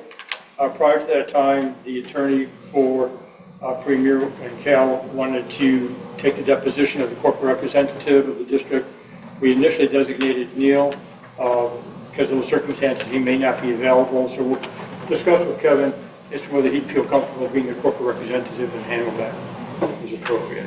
Do we have to do what they're asking? No, this is a matter of to try to forestall any argument they can make at the hearing as to why they really we need the accelerated hearing. I think we can say we can go without that deposition or try to and see what the court rules on the 27th. Yeah, because it's just all more money that is amounting, they got, how much did we spend to have Neil go and take a deposition, and they said, that's no good. It's just. We will pursue, continue to have the hearing without Neil's deposition based upon the circumstances. Thank you. On parcel 13, I'm not sure if Mr. Truxton, Greg Truxton is an attorney for the Lindsay case, who I've had some communications with, and you've seen some drafts of following up on the discussion the board had back in July with regards to the possibility of an extension of the first payment due under the utilities ERC agreement. Let me move some documents around so I can get all those documents in front of me. The first payment is due on September 22nd, 2024. Monday. Yeah, that's correct. Well, yeah, we'll make it Monday because it's on Sunday. So it technically becomes Monday. Usually, from a business perspective, they roll over to the next business day. And so that would be on Monday, and the amount due is $528,000.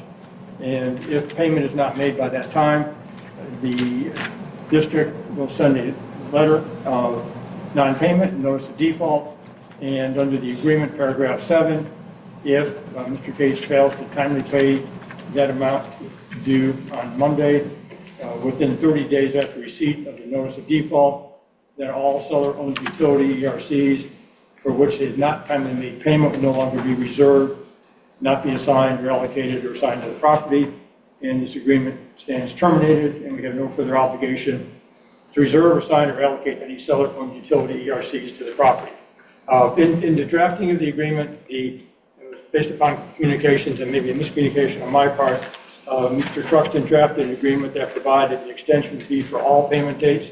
I revised that to be any extension, if the board was to agree, would be a $60,000 fee due at the time of execution as opposed to at a later point in time, to extend the payment only for the first payment, which would make the payment go from September 22nd of 2020, March 22. To March of 2025. March 22nd of 2025. And so then I need to actually correct the dates in here. I have a misstatement in this date. It'll be March 22nd of 2025. Last night or yesterday, I believe, Mr. Truxton sent a revised agreement. We had a conversation that he would propose to have some additional opportunities for an extension, in addition to asking for the extension to be for all payments. And I'll let Mr. Truxton elaborate on behalf of his client what he's asking for. Greg, are you here? I am here. Can you all hear me okay? Sure, thank you. Okay. Sure. I obviously did not represent Mr. Case at the time that all of this was negotiated, so I am relatively new to the party. But essentially, our request is for a $60,000 extension fee, which I think was proposed at one of the earlier meetings. That amount would not be applicable to any other amounts due, so it's an additional payment over and above what's due under the agreements. We're requesting that all of the payment dates be extended by 6 months. I want to point out the language in Section 7 that you were just referring to. It does specifically provide in there that if the buyer fails to timely make those payments within 30 days, 30 calendar days after receipt of the written notice of default, there is an opportunity in that language for a extension of time for payment by showing of substantial good cause. I think that there have been a number of delays in this project. I won't get into all the details of those delays, but I do want to inform the board that we, as you probably do know, have been negotiating, and we are continuing to negotiate with MI Homes to take over and to purchase this project. In discussions with them, we've not yet reached a final agreement. I think we're pretty close. I've been exchanging drafts with MI Homes and their attorneys. Had conversation with them the other day, and I expect to turn out what should be pretty close to a final draft next week. Mr. Gruber from MI Homes is telling me that they should be in a position, if all goes well, on this project to close towards the end of the first quarter of 2025. Hence the reason for the request for the 6-month extension. That would time out for about when we do expect them to close. So we are requesting that all of the payment dates, not just the first payment date, but all the payment dates be moved back in exchange for this $60,000 extension fee. I do point out that that is, again, over and above all other amounts that are due under the agreement. We're also requesting a second option to extend for an additional $60,000 fee. The reason for that is that as part of our negotiations with MI Homes, they've indicated that while they expect to be in a position to close by the end of the first quarter of 2025, they are requesting from us some extension options to be able to extend that closing date further. So that's why we have now requested for the first time this second extension fee as well. So in total, it would be a $60,000 fee for a 6-month extension, plus an additional $60,000 fee for the second extension, again, over and above all of the other amounts that are due under the terms of this agreement. I hope I was clear on what I expressed there. Good morning. This is Steve, the chairman here. This morning I went back and I rewatched the meeting that we had with Mr. Case in July.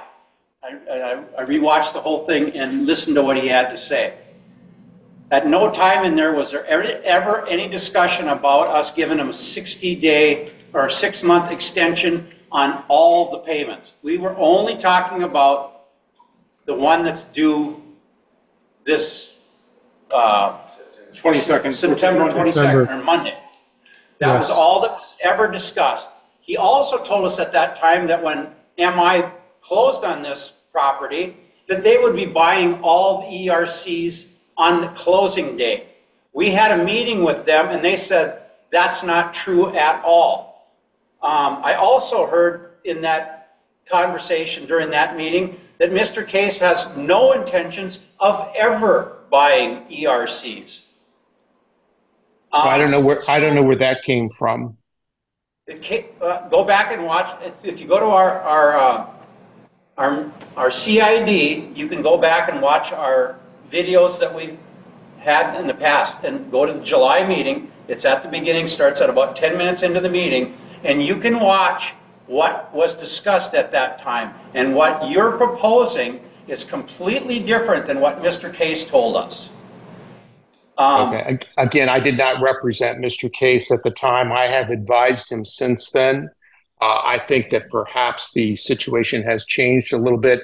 My understanding, and again, I was not present at the meeting, but my understanding was that he did not agree with the $60,000 extension, in part because it's only for the first payment, but he was not in agreement. I think he's come around at that point. I have reasoned with him, quite frankly, and I think it does make sense to do the extension.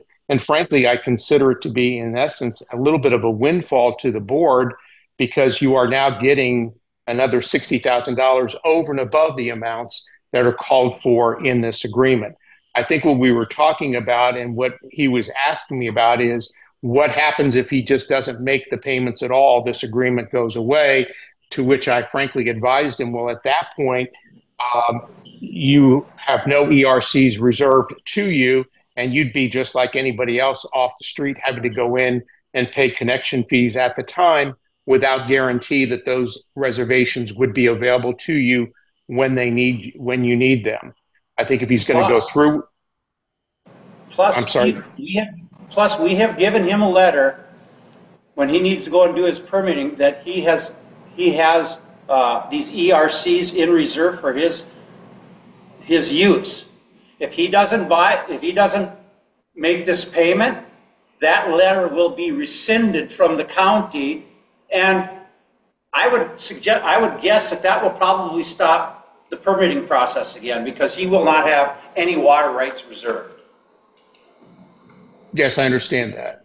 We are continuing with our negotiations with MI Homes. Like I said, I think we're relatively close, since I've now stepped into the picture, of reaching a resolution with them, at least in concept. I intend to turn out a final draft to them.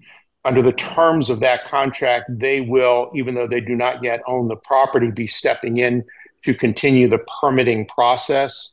So frankly, they'll be more involved. I think you've got a very positive step forward there for the community to have somebody like MI Homes coming in there.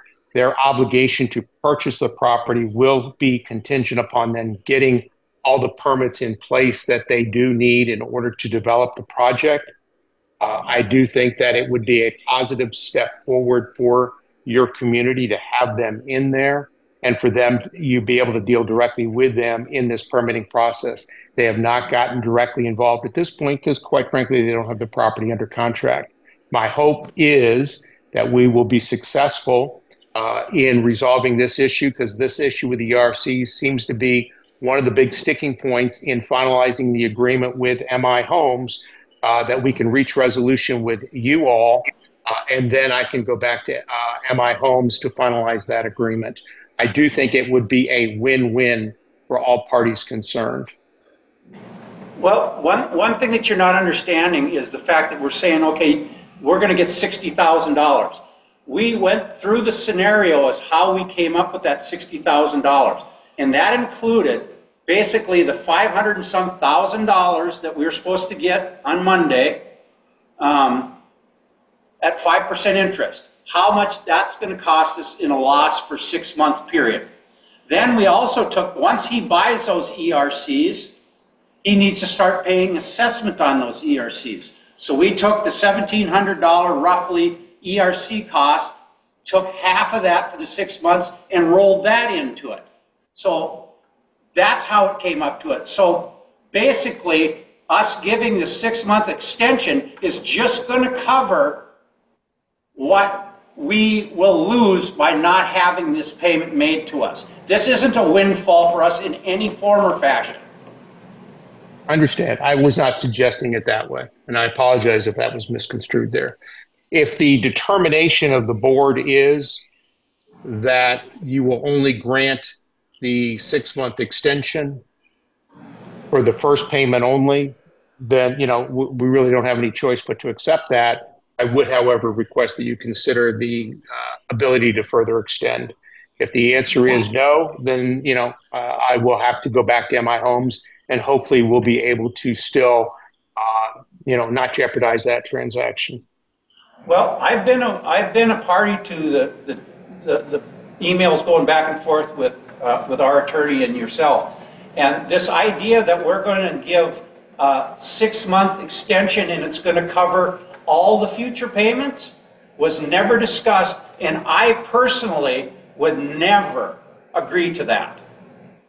Okay, if the answer is you will not agree to that, then I will have to go back, then I'll have to accept your determination, and we will then have a 6-month extension for only the first payment. And I will then go back to MI Homes and make sure that that we can work that into our agreement here.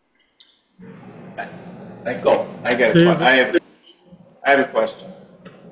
If we grant the extension and they close on the property, this IM Homes closes on the property March 1st, right? Who pays us the $528,000? At that point, it would be MI Homes. I assume MI Homes would be assigned the rights under this agreement, under their purchase contract. I'm assuming. Yes.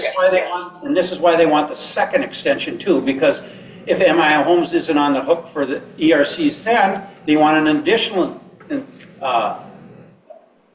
extension because Mr. Casey never wants to write a check for an ERC. Well, they are telling me that they should be in a position to close by the end. Well, first of all, understand he will be making this. He will be personally making this $60,000 payment. But MI Homes is telling me that they will be in a position to close by the end of the first quarter. But then they also are asking for 2 extension options beyond that. So that would take us past the March date of this first extension. Steve, if I may, yes. We spent some time on this in the last couple months, and we worked hard to come up with an extension offer that we thought was fair and equitable to all. Our extension included that we would do the 6 months at the $60,000, and that would only move that first payment back.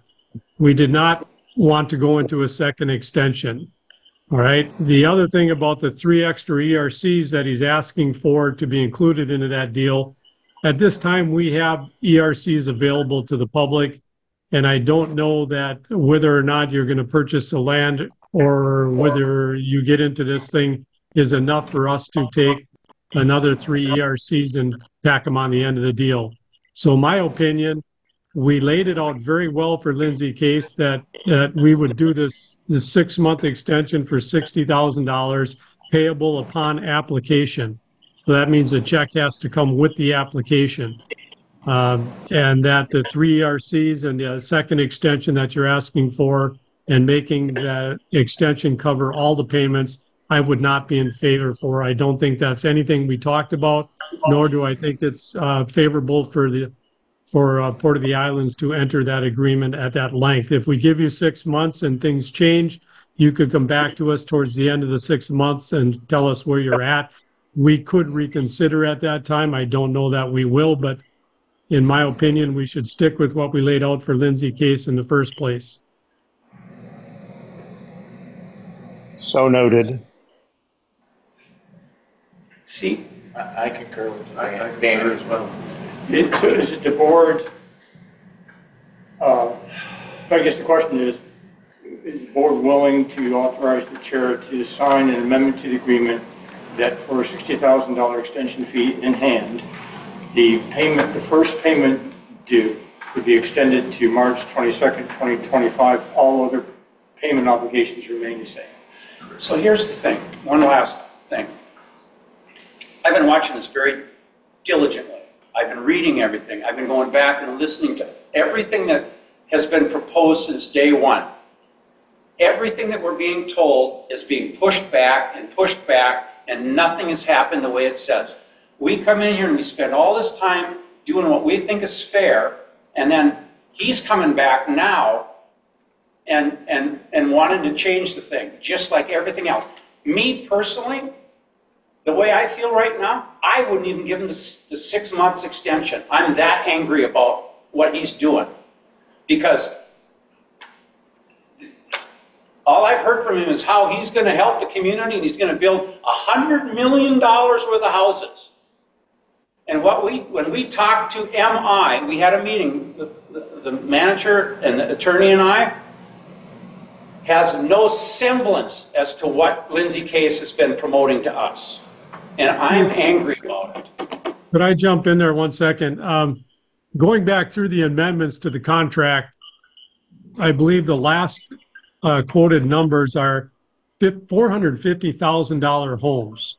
All right, we asked Mr. Case to come through with something that would show that he was going to build better quality homes. We had some concerns when he made the lots smaller, that the homes were still going to be not leaning towards a lower income type housing.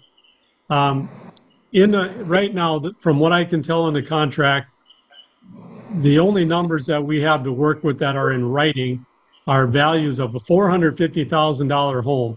And the other part of that same amendment, it says that the public space that's open to the community is going to be 2 acres. All right, we've talked to Mr. Case numerous times about having that more public land available that we talked about from the beginning of this thing, and that the values of the homes would be up in the much higher than a $450,000 home. Remember that those numbers were put in and we're 2 years down the road with a lot of inflation. So at 450,000, I don't believe that's the type of homes we're looking for in there. Lindsay said they would be worth $1 million. That was all talk, but nothing's come through in writing. So I don't think Lindsay's worked with us. He's given us all this information, and the only thing we have to go by, and now we have to stick to writing because it appears that talk is pretty cheap at this point. So what we see in writing is $450,000 homes, 2 acres of public land to use for the community. That's not where we're supposed to be. So I'm with Steve. I'm a little disgusted at the way this has gone. I think that we are being very generous to offer the 6-month extension, but that is as far as I will go at this time. you say $450,000 homes. Didn't we have a square foot minimum? Like 1,500, that's a county thing, but No, it's not. the thing is, a $450,000 house nowadays, what do you think it's gonna cost to develop a lot out here? I bet you they won't do it for 150, but that's not my, that's none of our business. I know, I just want to make sure 450,000 is like nothing. So That's what I'm worried about. And the fact that we're gonna have access to 2 acres? Again, for clarification, I think the quality of the copying has sort of distorted possibly the text. I was just going back, looking at the contract. And Dan, Mr. Truckee, I think if you're referring to the addendum to the contract, the second addendum. Yes, sir. It's on, bear with me, I flagged it as part of the discussion. While you're looking for that. Open space, I'm sorry. While you're looking for that, this past week, up until now, I've had meetings at my house with Lindsay Case. I have bent over backwards for Lindsay, and I've been in his corner to make all this work because I believe that it will help this community. The past week, I tried calling him, and I got a notice from their attorney that he won't communicate with me anymore. And to me, that's very telling. Because now when the rubber's meeting the road, he switched attorneys, and we're bringing in an attorney firm that hasn't been a party to this, and everything that I'm hearing has no semblance to what was talked about in the past. If I may, just on the for it. And I think, Mr. Truckee, you're talking about paragraph 7 in the 3rd amendment to the contract? I'm looking at, I was looking at paragraph 7 of the closing agreement. I'm not sure what you're referring to there. Oh, I'm talking Mr. Truckee, I'm sorry. Dan, I think Yes, sir. It's one of the addendums to the contract. I could pull it up right now, but I'd lose you guys here. It's on my computer. I highlighted it. But it says 400. Yeah, it talks about the value. Yeah. Yeah, my reference is to the open space and the 3rd amendment to the contract, paragraph 7, open space, seller and buyer acknowledge and agree that buyer has committed to set aside 2 areas designated as open space on the site plan that will be made available to the public. And the areas has gotten kind of distorted over time from the print, so I think it may look like acres, but it's 2 areas. And then one of the issues that staff had with the proposed plat and plans was that the open space was not large enough, and in the general areas depicted on the site plans that's been approved by the board, which was in the contract and also in the deed restrictions. So it is to be a larger, better defined open space than what was on the site plans, and that's why we recommended to the board, and the board took the action it did on August 16th to reject the plans that were in the door at that point in time. I would be more than happy to work with MI, but my trust with Lindsay Case now is at 0. Yeah, and again, from the standpoint of, I'm trying to put my finger on the dollar amount. The square footage is what we're looking The square footage, I'm not sure was in the covenants. I thought it was in our covenants. That's right, I have the covenants here. Bear with me, I'm trying to guess that's what the county go through it requires. here quickly. You know, I will insert here that, I mean, this really is running parallel to the concept that the plans and all are in for review or will be in for review. I think there is a site plan that has been submitted. I know there were comments on it. I'm really not prepared today to speak to the specifics of that, but that is a whole different process that we'll go through review to determine sufficiency of the site plan, separate and apart from just the ERC issue. If I may, following up on Mr. Kish's comment, his recollection is correct. In the recorded covenants, the minimum floor area per dwelling unit is 1,500 air-conditioned square feet. Garages, porches, patios, terraces, and other similar areas or structures shall not be included in the calculation of the minimum floor areas. So you're correct. That's in, and with regards to, yes, sir. where was that located that you found the 1,500 square feet? Because the last thing I could find in order was the 450. Yeah, Well, the you have the 50 square, you're talking the square footage though, but 450,000, 450,000, even with a square footage of that, is what kind of, how's that going to work out? What do we have to look at? I asked for renderings just to get an idea of what this is going to look like, but we were never able to come up with any. Oh, you are? It's 300 a square foot. Okay, Yeah, and again. okay, thank you. Yeah, again, it's the covenants, Lisa is online. the covenants are addressed to size. And so that's air conditioned space, 1,500 minimum air, and whatever the market determines that price is going to be. I mean, I don't. Lisa Hanson is online. Lisa, can you hear us? Can you unmute? Look, Annalise? Yep, I can hear you. Do you have any input on this? I'm not sure how much you've heard. I've been online since about 9:45. I agree with the boards, with you and Dan, that we've been more than upfront with Lindsay, and we don't seem to have the same coming back. I would agree to one extension and not further than that. Okay, to only include the next payment. The first payment. Correct. Yes. I think everybody's on board that way, right? Pretty much. So I mean, The other item I'd like to see that I want to make sure is that we told Lindsay that the check would be collectible or payable upon application. We're not gonna go ahead and get this all started with the extension and then find out he doesn't want to pay it. So I think that I think the way it's written now, we would pay it at the time we sign the agreement. Yes, when I revised it to read cleared funds on the date of execution of the agreement. And so that could be in the form of a trust account check, for example, which is considered cleared funds for Mr. Truxton's trust account, because attorneys cannot write trust account checks without money to cover that amount. Or it could be a cashier's check, certified check, money order, wire transfer. okay. so looking at the time frame of this transaction, he would have to apply today and put the money up today because he goes into default on Sunday, or call it Monday for the next business day. So that has to get done today. I would ask that you please send me the final agreement, if you would, that we need to sign, and that we would sign and tender the agreement and the payment contemporaneously, whether that's, I don't know if it'll happen today, but certainly by Monday, we could, sign and tender that payment.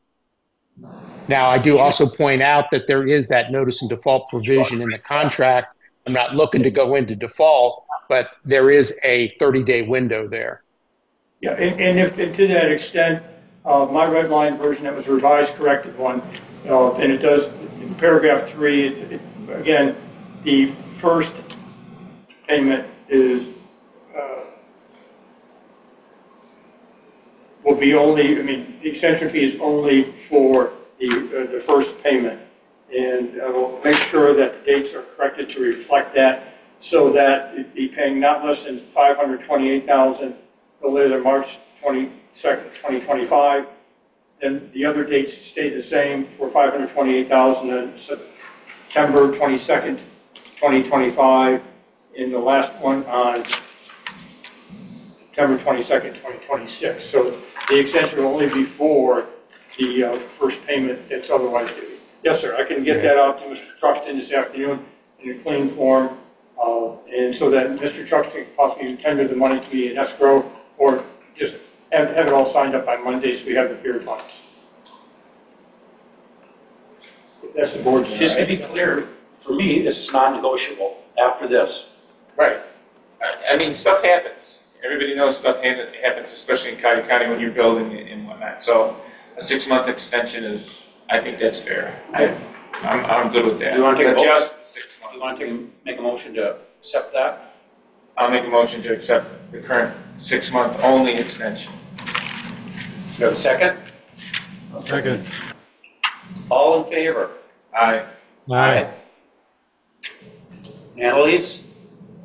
I can't vote. You guys didn't, She can vote. They already approved you fully participating. Yep. oh, okay. I agree. Then what I will also clarify that in the draft that I have, that the time frame for the total payment will be, again, no later than September 22nd, 2026. So any reference to 2027 goes away. And I don't think that the 3 ERCs get added onto the end either. No. It's reserved, right now the contract says reserved for the same period, September 22nd, 2026, so that won't change. That's already in the agreement. So that will not change. The only thing changes is the first payment. The number of ERCs, I think that they can come back and talk to us later if they buy the property. So the only thing changing is the first payment. That's correct. And I will correct, and again, Greg, for your edification then, the proposed paragraph C that would extend the final payment to March 27 goes away, so that the September 22nd, 2026 date is the date, so that will not change. Paragraph 4 will not change. Right, so you had, in your draft, you had just missed the 22nd date. It just said September without the day in there, so you'll fix that? Yeah, and so the only extension would be to paragraph, there'd be the second sentence of paragraph 4 will be revised to reflect March 22nd, 2025 will be the only change. Got it, that's fine. So you'll send me that final document, Tony? Yes, sir. I will present it to get signed and returned then. Okay. I do thank you for your time and consideration.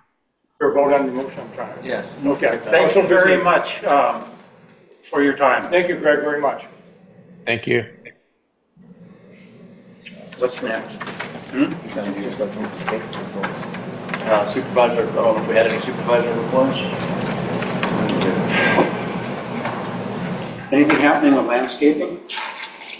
Well, it was brought up last meeting about the damage that the car wreck caused out here, and we got on it right away, but Soto was waiting on parts, and he said that It was there yesterday. it's a good chance that he'd have it up by today. It was there yesterday. Yeah. Anything else? Kevin, did you come up with any information to bill that to the accident, or are we just going to pay for that? It should go to the insurance company, yes. It should, yes. I'll just need to get some information. Check the police report here. I think. What else? Well, on the landscaping that we've got all the pictures and everything here, I'd suggest that we get all these compiled now that we have all the prices as of just yesterday and get those on the website. Or, yeah, we got pictures and prices now. Okay, and then we can discuss that further in the future. Now, yesterday I spoke with Joe Levy. He's been doing a lot of work for us. And I mentioned that I still think that the entrance at Kay's Drive that we did looks pretty bland yet. And I would like, and he volunteered to see about getting signage made that says the K's back on it like it was originally, and maybe put some backlighting on it and whatnot. So Joe's going to be looking into that for us. No, not that, but maybe. So we'll be getting that for the next meeting. Okay. Past that, we heard that the land on the east side is going to be available for sale. Might be thinking that the board would consider purchasing it if the price was right to control what was going to go in there. It's just something I'd like to bring up. So that's my property. I do have it ready for listing. So I can have no input on this. Right. So you guys. So anybody else on the board have any thing to say about that? Annalise, Dan? My personal opinion, we should probably authorize someone to go into negotiations and see what we can work out, what kind of deal could be made. Along those lines. I agree. Yeah, along those lines, we may need to have discussions with the Ethics Commission Council and just have a general discussion. I agree, let's protect ourselves. Yeah, and we might even need to come back to request a formal opinion from the Ethics Commission. They do items prospectively, they don't do them after the fact, so, but we'll talk with the chair about that. You know, I was over there mowing this week, a broken leg, and I got to thinking about it. You know, we paid close to $600,000 for that property over there. But one thing that people kind of missed out on is there's 18 ERCs on there that we can sell now. That's darn near $300,000 worth of ERCs that once this other stuff starts moving, that we'll be able to recoup off of that land. So yeah, it sounded like we paid a lot of money for that land, but in reality, half of that money will be covered with the ERCs that are on it that are no longer needed. So, you know, it all, when you look at deals, you gotta look at more than just the selling price. Plus you protected your entrance. Okay. Yeah, there's all good reasons why, but yes, I think you need to do the ethics thing I'll work with the chairman if that's okay. Okay. You what? I'll work with you if necessary on that. Or work with Dan. As far as the ethics issue. Yeah, however you want to do it. Okay. You know, I know we always focus on that vacant land, you know what I mean? Because it's been sitting there for so long. And I know I'm a pain in the ass when it comes to Orchid Cove vacant land, but that costs us money too. You know, it's the same thing. It's vacant, but we could be making money off of it if we had the units on there. And then I hear that, well, some people don't want units in front of the lake because they don't want to block the lake. Well, that's still land that was originally going to be. So it's the same type, same thing, just two different locations. We get that vacant land over, whatever that is over there. I don't even know where all the boats are parked and all that stuff. Well, that's another thing. Somebody asked me, there's that, Scott Preppen's got land there. Yeah. And right next to that, there's one that isn't being mowed or anything. If I'm not mistaken, that's county land as well. Again. I think it was set up for maybe water retention, but I'm not sure. But why that's being left to look like a dilapidated area too is, I don't understand. But again, it's all places that we I think that's county. could be making money, but we aren't. You know what I mean? And then, so I mean. Instead, it's an eyesore. Right. Can we go back to the county again too and figure out if we're gonna get anywhere with this 7 acres over here, the old hotel property? And maybe we just ask them to mow their properties rather than us calling anybody on them? Yep. Maybe that would be better. Maybe give them incentive to get rid of it or something. Well, all of that, yeah. And if we want to talk to them about the vacant properties that they own in Orchid Cove, we could discuss that too, whether. No, they don't know. Does the county, are they all turned over to the county for tax? I believe that's counties, yeah.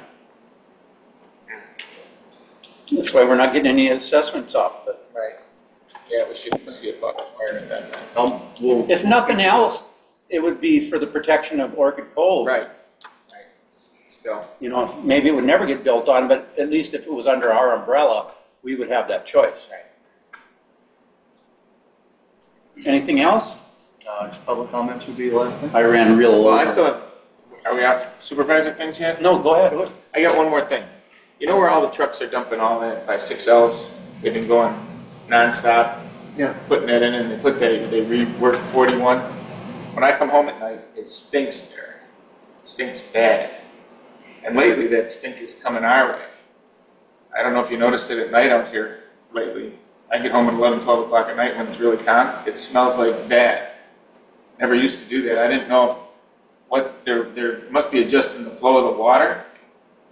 I don't know. What are these DWSRF people?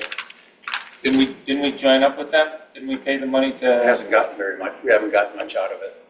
Well, I just wondered if they had any idea why whether the water was being funneled towards the Union Canal here, or what's going on, because it's definitely smelling different around here. Well, I think they recently made some flow changes. Yeah. Because now they're getting water in housing developments and so forth that never happened in the past. And speaking of that, what's been going on with our well road? I should have asked Mitch. Do you have any idea? Are we still flooding out there? Maybe you know, Dan. That's what I'm telling you, the water's, they're funneling all that water, because 6Ls is gonna be developed. So they're stopping that from being flooded, and they're pushing all that water from the estates here, is coming this way. And I don't know if it's, septic tank water, that deeper water, I mean, I don't know what's going on, but something, it doesn't smell right. And the thing of it is, my guess is there's nothing we can do about it. Well, I know, but, You know. Does it smell like hydrogen sulfide? No, it doesn't smell like sulfur, it smells more like swamp gas, like methane or something. It's just, it's not. Maybe you shouldn't landfill there. I don't know, but as soon as you hit where they were working, where they're dumping that, it changes right before you get the gated crossing. When I'm heading east, smell it right away. I used to smell it only in the summertime, not in the summer, in the winter, when there was no rain and nothing was moving. Then it would start smelling in that area. But now the water's moving and it's stinking. So nobody smell anything around here at night? Oh yeah, rest of us try to sleep at I night. mean, no, but I can even smell it with my air handlers pulling it in the house. I can catch it. Shut your ear off. Yeah. I don't know. Any more something's going on. supervisors' comments, anything, Dan? I do not, other than a little bit, maybe answer Russ a little bit. We are looking into more and more with the Corps engineers and the Everglades Restoration Project. We have contacted some of our federal representatives. Thanks for coming, guys. We'll see where that goes, Russ. That's all I can tell you. Okay, I know something's different. And supposedly they didn't get it right last time. The water flew, you know. Has government ever moved water where it worked out? Yeah. Okay, any more public comments? Okay, good enough. Your next meeting is October 18th at 9:30 a.m. Next meeting. Okay, motion to adjourn. Second. I'll make a motion. All in favor? Aye. Done. Sorry to answer late. Stevie, your comment you made about the government never do anything right with water, think about the fact that years ago they channelized the Kissimmee River. The what? They channelized it. The whole idea was drain everything. The Army Corps back in the 50s and 60s went in, took the Kissimmee that used to meander to Lake Okeechobee and straightened it out. Then in the 80s and 90s they said, oh man, we're dumping all this stuff in the Lake Okeechobee. And it's creating all these algae blooms and die-offs and everything. So let's reinstall the curbs. So they've gone back, a massive project, reacquiring the land. For hundreds of millions of dollars. Probably even more, to put back in all the curbs and the Kissimmee. Yeah. If you look at the aerial photographs, you can see it used to be like this and now it's, yeah. But somebody got rich doing that. Yeah, the And you know that's Coosahatchee, where it if started. you look at the Coosahatchee, that was a pretty narrow body of water. And if you look on the aerials, you'll see all these little islands. That's how it used to be. Yeah. And look at the guy at the airport authority once took the airport. No, yeah, that's crazy. That's absolutely.